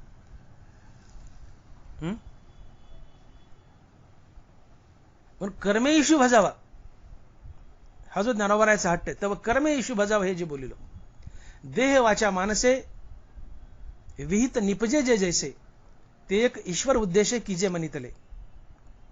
हेची ईश्वरी कर्मयोगे भजन कथनाचे खागे, आदरिले शेष भागे चतुर्थाचे नि, ते विश्वरूपा 11वा अध्याय संपे जवा आगावा, तव कर्मे इशू भजावा हा जे बोलिलो. हे अष्टाध्यायी वगड जाण तसे देवता कांड, शास्त्र सांग तसे आड मोडूनी बोलो. ज्ञानोबाराय. देह वाचा मानसे विहित निपजे जे जैसे, देहानं वाचन मनानं जी जी क्रिया होईल ती ईश्वराच्या उद्देशानं करावं, भगवंताची पूजा म्हणून करावं. मुखामध्ये रामनाम धारण करून आपलं प्रत्येक कर्म कर्माभिमानाने फलेच्या टाकून, कर्तव्य आणि प्रभुपूजा समजून ईश्वराप्रित्यत आणि ईश्वरार्पण बुद्धीने करा. हाच कर्मयोग असतो आणि हीच भगवंताची खरी भक्ती असते. हाच कर्मयोग आहे. तुम्ही तोंडात देवाचं नाव धारण करा आणि आपलं कर्म देवाची पूजा म्हणून करा. हाच कर्मयोग आहे आणि या कर्मयोगानं देवाला भजा. हो, तर कर्मे ईशू भजावा हे जे बोलिलो, कर्मानं ईश्वराला भजा, ही खरी भक्ती असते. आणि त्याच्या जोडीला हरिनाम द्या. म्हणून कर्माधिक नाम, निष्काम कर्माधिक निष्काम, हरिनाम बरोबर भक्ती. या 8ही अध्यायात ज्ञानोबाराय बोलतात, हो, अष्टाध्यायी उघड जाण तसे देवता कांड. 4 ते 11वा अध्याय, या 8ही अध्यायात ज्ञानोबाराय म्हणतात ही भक्तिकांड आहे. आणि या भक्तिकांडात एकच सांगितलंय, भक्तिकांड हे देवताकांड हे, आता एकच सांगितलं की कर्मानं ईश्वराला भजा. तर कर्मे ईशू भजावं हे जे बोलिलो. हे अष्टाध्यायी उघड जाण तसे देवता कांड, शास्त्र सांग तसे आड मोडून बोलो. 4 ते 11 अध्यायात गीतेमध्ये देवता कांड अर्थात भक्तिकांड सांगितलंय. आणि या भक्तिकांडात एकच सांगितलं की कर्मानं ईश्वराला भजणं हीच भक्ती आहे. त्याला हरिनामाची संगती द्या, परिपूर्ण होते. म्हणून नामातून कर्म मायनस करू नका, वगळू नका. नुसतं नाम घ्यायचं आणि कर्म टाकायचे, दोष आहे, मोक्ष दुरावेल, अधोगती होईल. कर्म अधिक नाम बरोबर भक्ती, त्यांची संगती घाला. आणि म्हणून देवाचा हा हट्ट आहे. देव बोलले, देवाने हट्ट केलाय की म्हणून फळी लागू सांडोनी देह संगू, कर्मे करावी हा चांगू निरोप माझा. भगवान कृष्ण बोलतात, ज्ञानोबाराय लिहितात, म्हणून फळी लागू सांडोनी देह संगू, कर्मे करावी हा चांगू निरोप माझा. मी तुम्हाला जाता जाता गीता सांगितली, जाता जाता एक अजून चांगला निरोप देतोय. भगवान कृष्ण म्हणतात, मी तुम्हाला चांगला निरोप देतो. काय? कर्मे करावी ही चांगू कर्मे करावी चांगू हा निरोप माझा. आपल्या वाटेला लागलं स्वधर्म, आपल्या वाटेला लागली कर्म चांगली करा, देवाची पूजा म्हणून करा. हो, कर्माभिमान आणि फळाची आशा टाकून करा. हा माझा चांगला निरोप आहे. म्हणून जो जीव बंदेशिनला सुटके जाचे आपला, तेने पुढती पुढती या बोला आनन कीजे. की जो जीव बंधनानं शिरला आणि ज्याला मोक्ष हवाय, त्यांनी कर्म टाकू नयेत. त्यांनी कर्म टाकू नयेत. आपुले सोडवणे मुमुक्षु जागो जाणे, तया सर्वस्वी करणे हेच एक. तुम्हाला मोक्ष हवाय ना, मुखात हरिनाम तर धारण करा, पण कर्म देवाची पूजा म्हणून करा. मोक्ष मिळेल, देव मिळेल. नुसतं नाम घेतलं आणि कर्म टाकलं तर दोष लागेल, मुक्ती मिळणार नाही, देव मिळणार नाही. याचं कारण असं की देवाचा हट्ट काय आहे की कर्म आम्ही आवर्जून करावीत, स्वधर्म टाकू नये. याचं कारण असं आहे, एक स्वधर्म टाकल्या दोष पाप लागता हा तर भाग झालाच. पण देवाचा हट्ट जो आहे की मी तुम्हाला चांगला निरोप दिलाय की तुम्ही कर्म करा. कसे करा? फळी लागू सांडोनी देह सांगू. फळाची आसक्ती न करता आणि कर्माचा स्वाभिमान न घेता कर्म करा. का करा? कारण कर्मच संसारात बांधतात, कर्मच संसारातून सोडवतात. एखादा मनुष्य पळतोय आणि पडला पृथ्वीवर पडला, तर पृथ्वीनेच यावं त्याला उठून उभं करावं. एखाद्या माणसाला मरण आलंय, मृत्यूनेच यावं आणि त्याला जीवदान द्यावं. एखादा मनुष्य नदीत बुडतोय, नदीनेच यावं आणि त्याला नदीतून बाहेर काढावं. तसं मनुष्य कर्मात आणि संसारात बुडतोय, कर्मानेच यावं आणि त्याला कर्मबंधनातून बाहेर काढावं. हे कर्माचं विशेषत्व आहे. म्हणून कर्म आवर्जून करा. कर्मे करावी चांगू हा निरोप माझा. नरवारा लिहितात, बुडतया नदीच धावी नली, पडतया पृथ्वीच कळवळली, मरतया आयुष्यवृद्धी दिदली, मृत्यूने जेवी. मनुष्य मरायला लागलाय, मरणाने यावं त्याला आयुष्य वाढून द्यावं. असं घडत नाही पण घडलं. मनुष्य मरायलाय, मरणाने यावं त्याला आयुष्य वाढून द्यावं. मनुष्य जमिनीवर पडलाय, जमिनीने यावं आणि त्याला उठून उभं करावं. मनुष्य नदीत बुडतोय, नदीने यावं आणि त्याला नदी बाहेर काढावं. मनुष्य कर्मात बुडतोय, कर्माने यावं आणि त्याला कर्मबंधनातून सोडावं. आणि म्हणून कर्म टाकायची नाही, ती कर्म आवर्जून करायची. आणि म्हणून भगवंताचा हट्ट आहे की तुम्ही कर्म करा. तसे कर्मे कर्मबद्धता मुमुक्षु सोडविले पंडोस होता, ज्याचा रसरीती मरता राखीला विषय. कर्मे कर्मबद्धता मुमुक्षु सोडविले पंडूस होता, जसा रसरीती मरता राखीला विषय. मी बोलून गेलो, माणसाचं मरण आलंय, मरणाने यावं त्याला जीवदान द्यावं.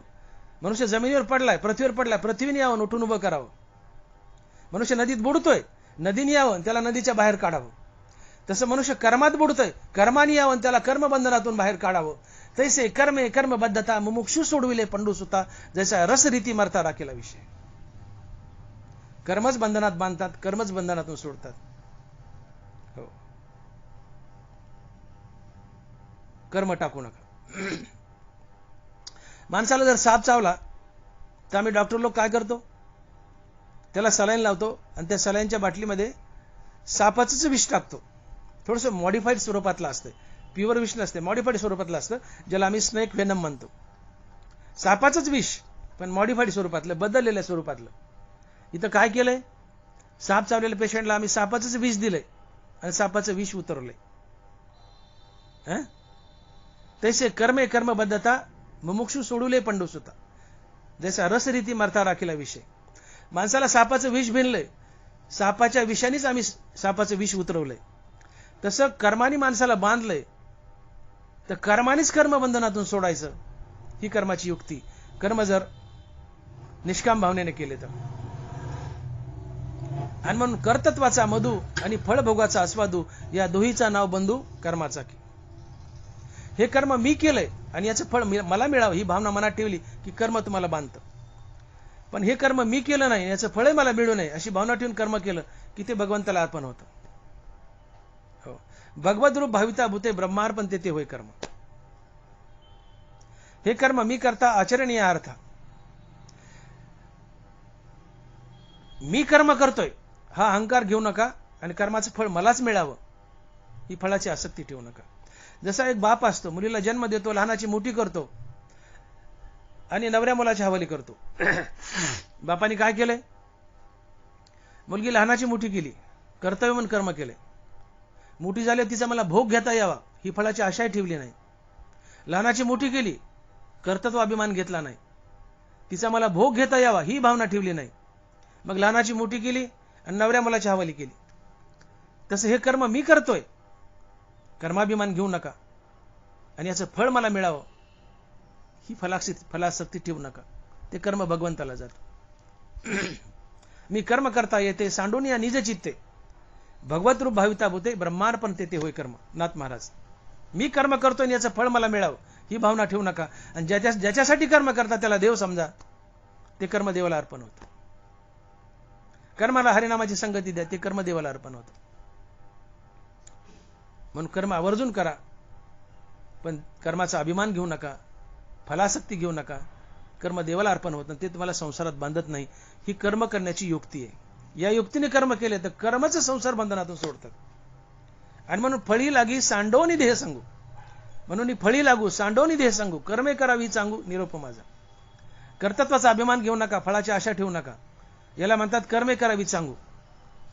कर्तृत्वाचा अभिमान घेऊ नका, फळाची आसक्ती ठेवू नका. आणि ज्याच्यासाठी कर्म करता त्याला देव समजा, ते कर्म देवाला अर्पण होतं. ते कर्म तुम्हाला संसारात बांधत नाही. म्हणून कर्मच संसारात बांधतात, कर्मच संसारातून सोडवतात. जसं नदीत बुडलात, नदीने यावं नदी बाहेर काढावं. कर्मात बुडलात, कर्माने यावं कर्मातून बाहेर काढावं. जर कर्म योग्य हातवटीने केले, निष्काम भावनेने केले तर. आणि भगवंताचं म्हणणं आहे की कर्म टाकू नका. हो, हे कर्म तुम्हाला कर्मातून सोडवतात.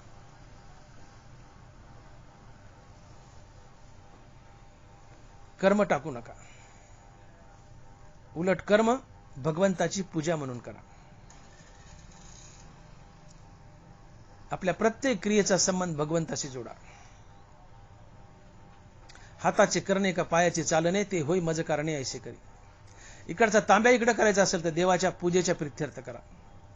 सकाळी माता मावल्या मुलाला स्नान घालतात. तिने ही कल्पना मनात ठेवा की मी बाळकृष्णाला स्नान घालते, माझ्या मुलाला नाही, बाळकृष्णाला स्नान घालते. तुमचं स्नानही पूजा ठरते. तुम्ही स्वयंपाक करता, माझ्या मुलासाठी नवऱ्यासाठी स्वयंपाक करते ही भावना ठेवू नका. मी नारायणासाठी स्वयंपाक करते अशी भावना ठेवा. तुमची चूलही यज्ञ ठरेल.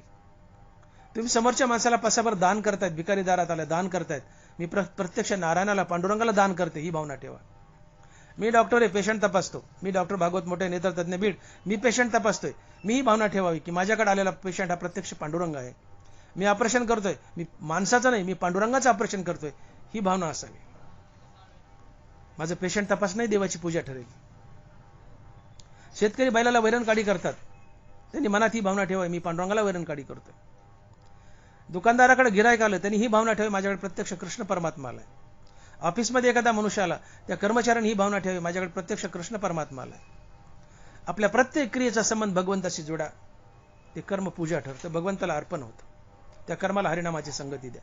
ईश्वरार्पण बुद्धीनं कर्म करा, ती पूजा ठरते. आणि म्हणून ज्ञानोबा बोलतात की आगवी अंगी जैसा वायू मिळवून हा आकाशा, सर्व कर्मी तैसा मज सीसस. बाह्य आणि अंतरा आपल्या सर्व व्यापारा मज व्यापका ते विरा विषय करी.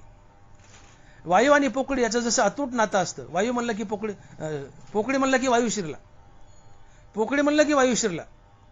वायू आणि पोकळी याचं जसं अतूट नातं आहे, तसं आपल्या प्रत्येक अंतर्बाह्य कर्माचं भगवंताशी नातं जोडा. आगवी अंगी जैसा वायू मिळवून आहे आकाशा, सर्व कर्मी तैसा मज सीसस. पोकळी आणि वायू याचं जसं अतूट नातं आहे, तसं आपल्या कर्माचं भगवंताशी अतूट नातं जोडा. आपलं प्रत्येक कर्म देवाची पूजा म्हणून करा.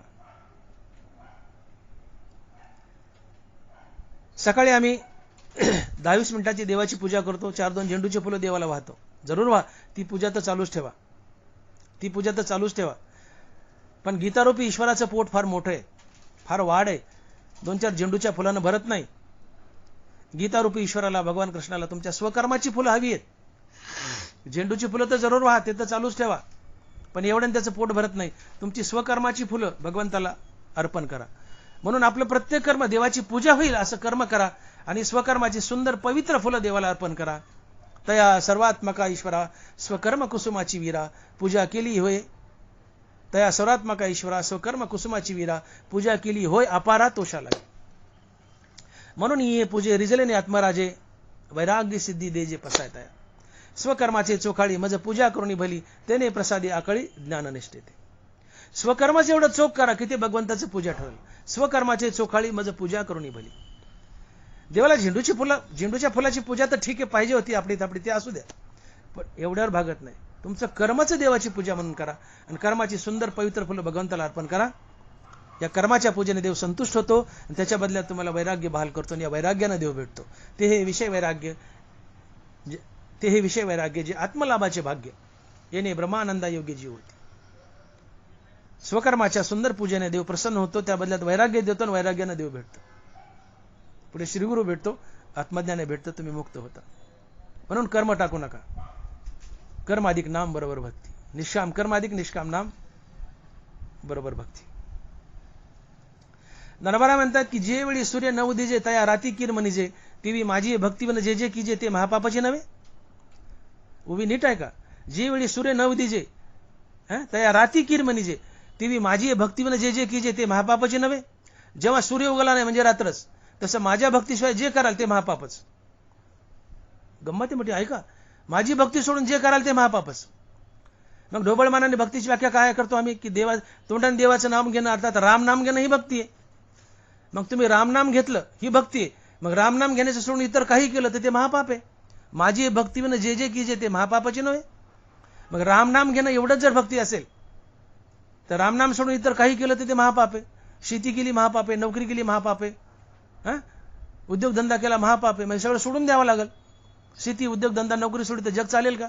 जगाने काय खायचं प्यायचं? याचा अर्थ मुखानं फक्त रामनाम घेणं ही भगवंताची परिपूर्ण भक्ती ठरत नाही. यापेक्षा भगवंताच्या भक्तीची व्याख्या काहीतरी वेगळी असली पाहिजे. मग भगवंत माझी भक्तीनं जे जे कीजे ते महापापाचे नव्हे. तुम्ही जे जे कराल ही भगवंताची भक्ती आहे. मुखानं रामनाम घेणं ही जर भक्ती आहे तर शेती व्यवसाय धंदा नोकरी सोडून द्यावं लागेल. तर हे सोडायचं नाही. या सगळ्यांनाच भक्ती बनवायचं. आपल्या व्यवसायातली प्रत्येक क्रिया भगवंताची पूजा बनवायची. मी पेशंट तपासतोय, आलेला पेशंट पांडुरंग आहे, देवाची पूजा ठरली. शेतकरी नांगर हाकतोय, मी पांडुरंगाचं शेत नांगरतोय. बैलाला वैरणकाडी करतो, मी पांडुरंगाला वैरणकाडी करतोय. तुम्ही दानधर्म करता, पांडुरंगाला दानधर्म करता. आपल्या व्यवहारातली व्यवसायातली प्रत्येक क्रिया देवाची पूजा बनवा. मग तुम्ही देवाच्या भक्तीशिवाय दुसरं काही करतच नाही. मग आम्हाला महापाप लागायचा प्रश्न येतोच कुठं? महापाप कधी लागेल? देवाची भक्ती सोडून इतर काही केलं तर. आणि फक्त रामनाम घेणं ही जर देवाची भक्ती आहे अशी व्याख्या केली भक्तीची, तर मग शेती व्यवसाय नोकरी धंदा सोडून द्यावा लागेल. यांनी जग चालेल का? नाहीये. म्हणजे केवळ मुखाला रामनाम घेणं ही भगवंताची परिपूर्ण भक्ती नाही. तर रामनाम तर घ्या, पण आपल्या व्यवसायातली प्रत्येक क्रिया देवाची पूजा म्हणून करा. मग आता भक्तीशिवाय आम्ही दुसरं काही करतच नाही. आणि भक्तीशिवाय दुसरं काही करत नाही तर आम्हाला पाप लागायचा संबंध येतो कुठं? कारण आता आम्ही आमची प्रत्येक क्रिया भक्ती बनवली आणि म्हणून आम्हाला पाप लागत नाही. म्हणून हरिनाम अधिक कर्म बरोबर भक्ती. माझी भक्तीने जे जे कीजे ते महापापाचे नव्हे. माझ्या भक्तीशिवाय जे काही कराल ते महापाप. पण आम्ही जे करतो ते पूजाच केली. शेती नोकरी धंदा प्रत्येक क्रिया पूजा म्हणून करतोय देवाची. आता जी क्रिया करतो ती देवाची पूजा आहे, देवाची भक्ती बनली ईश्वर आपल्या बुद्धीने कर्म केल्यामुळे. मग आम्हाला पाप लागणार नाही. म्हणून कर्म अधिक नाम बरोबर भक्ती हा मुद्दा लक्षात घ्या. आणि म्हणून कर्माला हरिनामाची संगती द्या. एकटं कर्म हे कसपाटासारखं असते. जसे एक 500 रुपयाची नोट आहे, तो साधा कागद आहे, त्याला किंमत का आली? त्याच्यावर भारत सरकारचा शिक्का पडला म्हणून. तसं नुसती नोट, शिक्का नसेल, नुसती नोट आहे, शिक्का नाही भारताचा सरकारचा, तर नुसता कागद आहे. तसं नुसतं कर्म आहे कसपाटासारखं आहे, कागदासारखं आहे. त्या नोटावर भारत सरकारचा शिक्का पडला, त्याला किंमत आली, ती नोट झाली. कर्मावर तुमच्या प्रेमाचा निष्ठेचा शिक्का पडू द्या, कर्म दिव्य बंधन देवाला अर्पण होतं. म्हणून कर्म करताना त्याला हरिनामाची संगती द्या. मन अंतर्मुख होतं हरिनामामुळे आणि त्या कर्मामध्ये त्या मनातून प्रेमाचा ओलावा ओतला जातो. कर्म दिव्य बनतं आणि ते भगवंताला अर्पण होतं. म्हणून कर्माला हरिनामाची जोड द्या. कर्म दिव्य बनतं, भगवंताला अर्पण होतं आणि ती भगवंताची परिपूर्ण भक्ती ठरते. तुम्ही एखाद्या माणसाला नमस्कार केलाय, बाहेरून मस्तक झुकले पण आतून मन झुकलं का? बाह्य क्रिया घडावी. मस्तक झुकावं, आतून मनही झुकावं, तो नमस्कार समोरच्याला पोहोचला. तुम्ही भगवान शंकराच्या पिंडीवर अभिषेक करतायत, दुधाची किंवा पाण्याची सतत धार चालू आहे, पण मनामध्ये ओम नमः शिवाची धार नसेल तर ती पूजाच व्यर्थ. समोरचा दगड आणि तुम्ही दगडच. तिथे पाण्याचा टिपका तर चालूच असावा पिंडीवर, पण आतूनही ओम नमः शिवाची धार चालू असावी, तर ती भक्ती आहे, ती भगवंताला पोहोचेल. म्हणून नुसतं तंत्रही नको आणि मंत्रही नको, तंत्रासोबत मंत्र हवाय. नुसतं कर्मही नको, नुसतं नामही नको, दोघे अधुरे पडतात. कर्म आणि नाम एकत्र आणा. तंत्रही नको, मंत्रही नको, नुसतं कर्मही नको, नुसतं नामही नको. कर्म अधिक नाम बरोबर भक्ती. बाहेरून शुद्ध कर्म आचरण आणि आतून सतत रामकृष्ण नामाचा जाप, ही भक्ती ठरते. बाहेरून आपल्याला वाटायला आलेलं कर्म ईश्वरार्पण बुद्धीनं करा आणि मनामध्ये रामकृष्ण नामाचा सातत्याने जाप करा. इथं कर्म अधिक नाम बरोबर भक्ती ठरते. म्हणून शुद्ध कर्माचरण करा आणि अंतःकरणात रामनाम धारण करा, ही परिपूर्ण भक्ती असेल. आपली प्रत्येक क्रिया भगवंताची पूजा बनवा आणि त्याला हरिनामाची संगती द्या. आता तुम्ही भक्तीशिवाय दुसरं काही करत नाही, म्हणून तुम्हाला महापाप लागत नाही. आणि म्हणून भगवान म्हणतात की माझी भक्तीने जे जे की जे ते महापापाची नव्हे. मग नुसतं रामनाम घेणं ही भक्ती असेल तर इतर काही केलं तर ते पाप आहे. हे दानवारा बोलतात, शेती केली पाप आहे, नोकरी केली पाप आहे, व्यवसाय केला पाप आहे.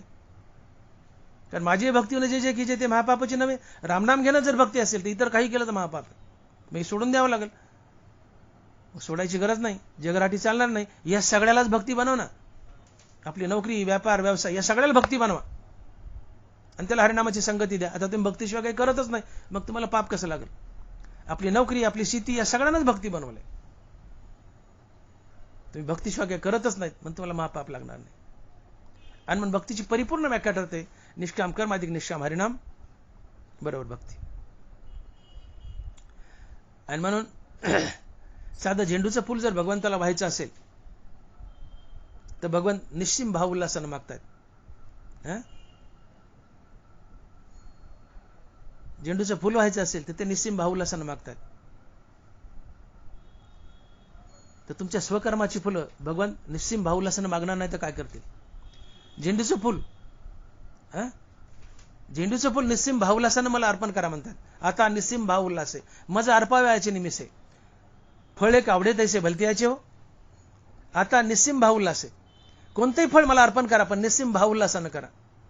साधं कुठलंही झाडाचं फळ किंवा फूल भगवान निस्सिम भाव उल्हासानं मागतायत. मग तुमच्या स्वकर्माचं फुल निस्सिम भाव उल्हासानंच मागतील ना. मग तुमच्या कर्मात निस्सिम भाव उल्हास यावा याकरता कर्माला हरिनामाची संगती द्या. ते कर्म भगवंताला अर्पण होतं. म्हणून कर्माला हरिनामाची संगती द्या, भक्त कर्म भगवंताला अर्पण होतं. बघा ज्ञानोबा म्हणतात की की परी चित्तवृत्तीने असावी आत्मरूपी. तुवा उचित कर्मे आगवी आचरोनी मजा अर्पावी, परी चित्तवृत्तीने असावी आत्मरूपी. अर्जुना तू तुझं उचित कर्म कर आणि मला अर्पण कर. पण तिथं आड घातले, परी चित्तवृत्तीने असावी आत्मरूपी. वाक्यात जर परी शब्द आला, परंतु शब्द आला तर तो काही आड घालत असतो. माझ्याकडे कोणी प्रवचनाची तारीख घ्यायला आलं आणि मला मोठे साहेब, डॉक्टर साहेब प्रवचनाला कीर्तनाला या. मी त्याला म्हणलं मी येईल, परंतु तुम्ही जर मला बसायला जीप पाठवली तर. या परंतु शब्दाने काय आड घातली? त्यांनी जीप पाठवली तरच मी जाईल, आणि तर जाणार नाही. परंतु शब्द आड घालतो, ती मागची आड घातली, ती पूर्ण केली तर त्या वाक्याला किंमत असते. मी तुमच्या इथे प्रवचनाला येईल, परंतु मला बसायला जीप पाठवली तर. परंतु शब्दाने आड घातली, हे मागचं वाक्य, जीप पाठवली तर, अन्यथा नाही. तसं तुवा उचित कर्मे आगवी आचरोनी मजा अर्पावी, परी चित्तवृत्तीने असावी आत्मरूपी. अर्जुना तू उचित कर्म कर आणि मला अर्पण कर, परंतु ती कर्म करताना तुझं चित्त हरिनामात बांधव, त्याला हरिनामाची संगती दे, अन्यथा ते मला अर्पण होणार नाही. परी चित्तवृत्तीने असावी आत्मरूपी. आत्मा आणि नाम यांच्यात अभेद असतो. नाम म्हणजे आत्मा किंवा नाम म्हणजे देव, देव म्हणजे नाम, आत्मरूपी म्हणजे नामात. परी चित्तवृत्तीने असावी आत्मरूपी. तू तुझं कर्म कर, पण ते कर्म मला तेव्हाच अर्पण होईल ज्यावेळेस तू तुझं चित्त हरिनामात बांधशील. परी चित्तवृत्तीने असावी आत्मरूपी. नेसावी म्हटलं, गुंडाळावं म्हटलं नाही. नेसलेलं वडलं तर फाटतं पण फिटत नाही, गुंडाळलेलं वडलं तर टरकन फाटतं. म्हणून चित्तवरती न्यासावी म्हटलं, गाडून ठेवा म्हणलं चित्त हरिनामात. कर्म करताना हरिनामाची संगती द्या, त्या हरिनामात चित्त गाडून ठेवा. परी चित्तवृत्ती न्यासावी आत्मरूपी. तू अवचित कर्मे आगवी आचरोनी मज अर्पावी, परी चित्तवृत्ती न्यासावी आत्मरूपी.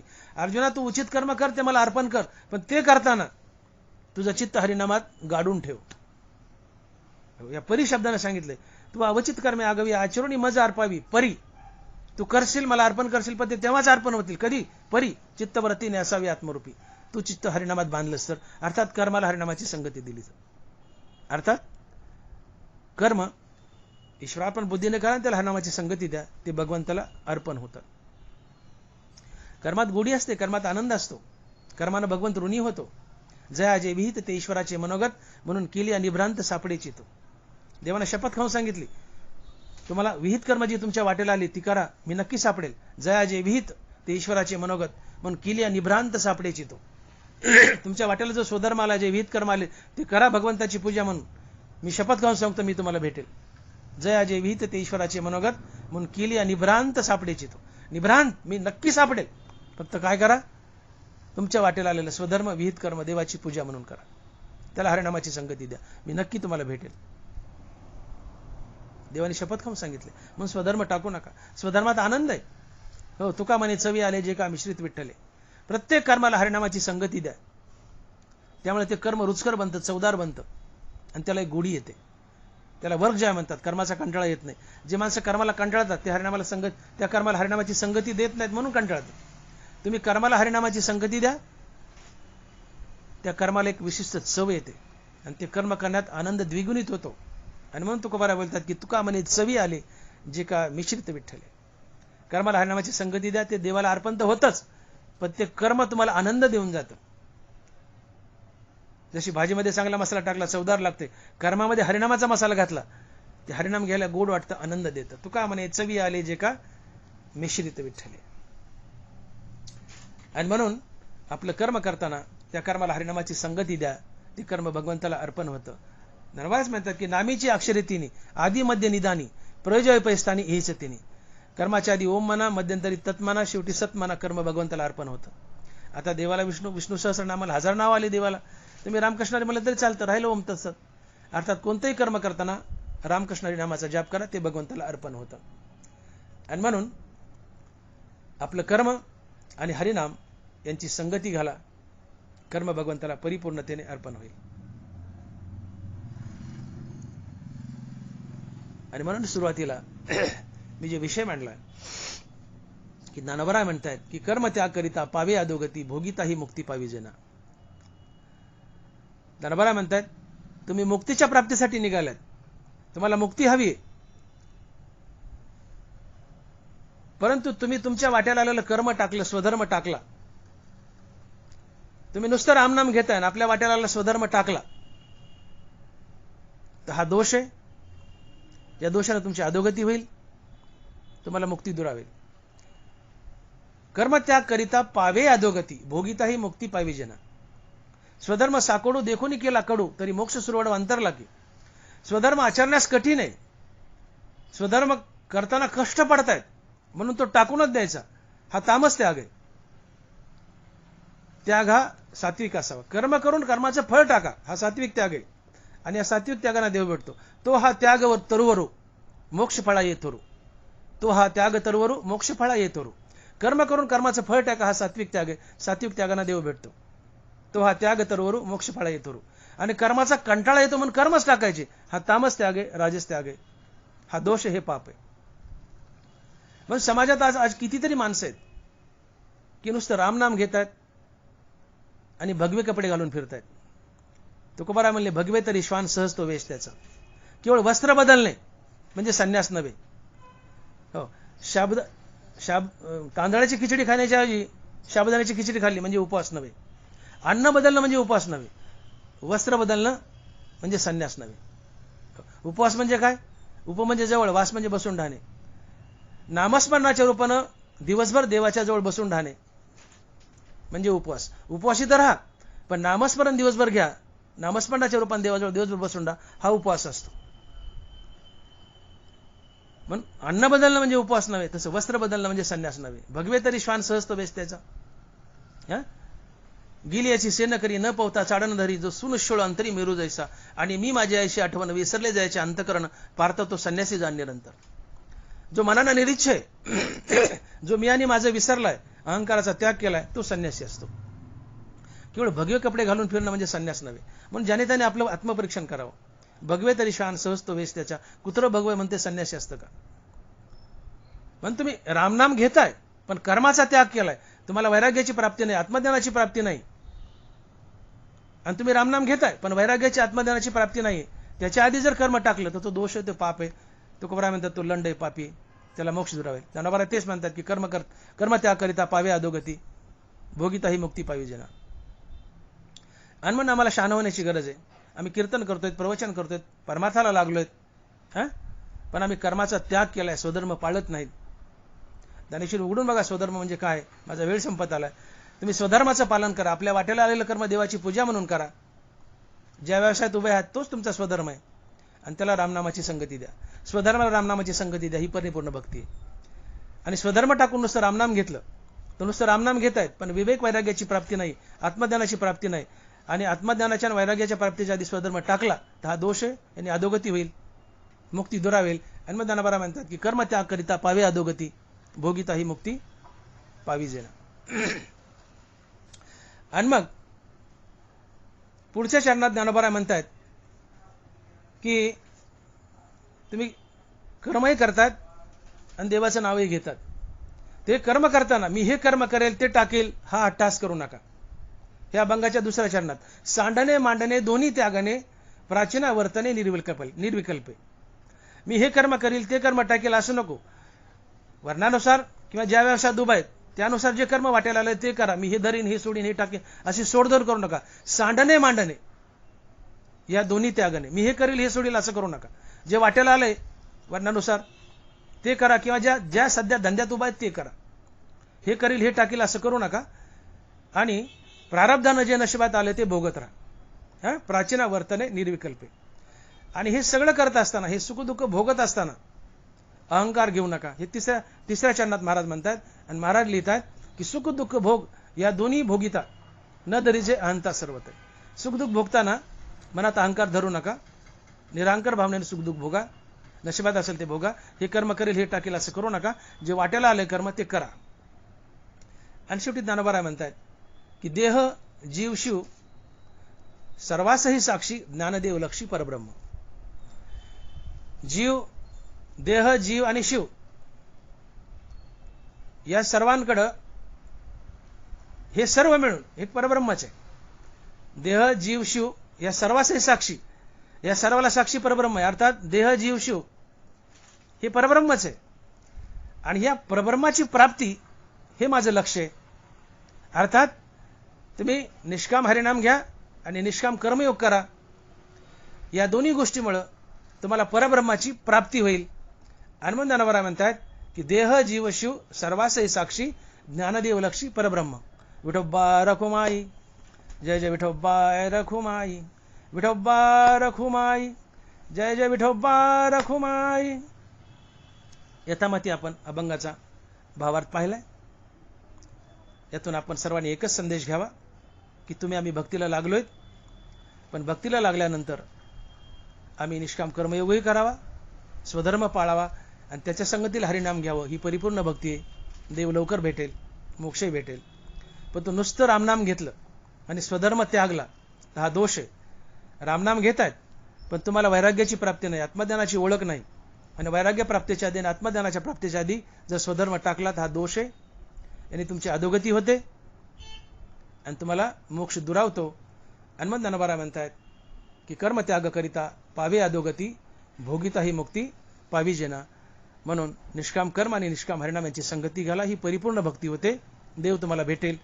आणि तुम्ही नुसतं रामनामच घेतलं, निष्काम कर्म जर टाकलं, अर्थात आपल्या वाटेला स्वधर्म टाकला, हा दोष आहे, हे पाप आहे. आणि तुमची अधोगती होईल, तुम्हाला देव दुरावेल, तुम्हाला मुक्ती भेटणार नाही. पुंडलिक वरदे हरी विठ्ठल श्री ज्ञानदेव.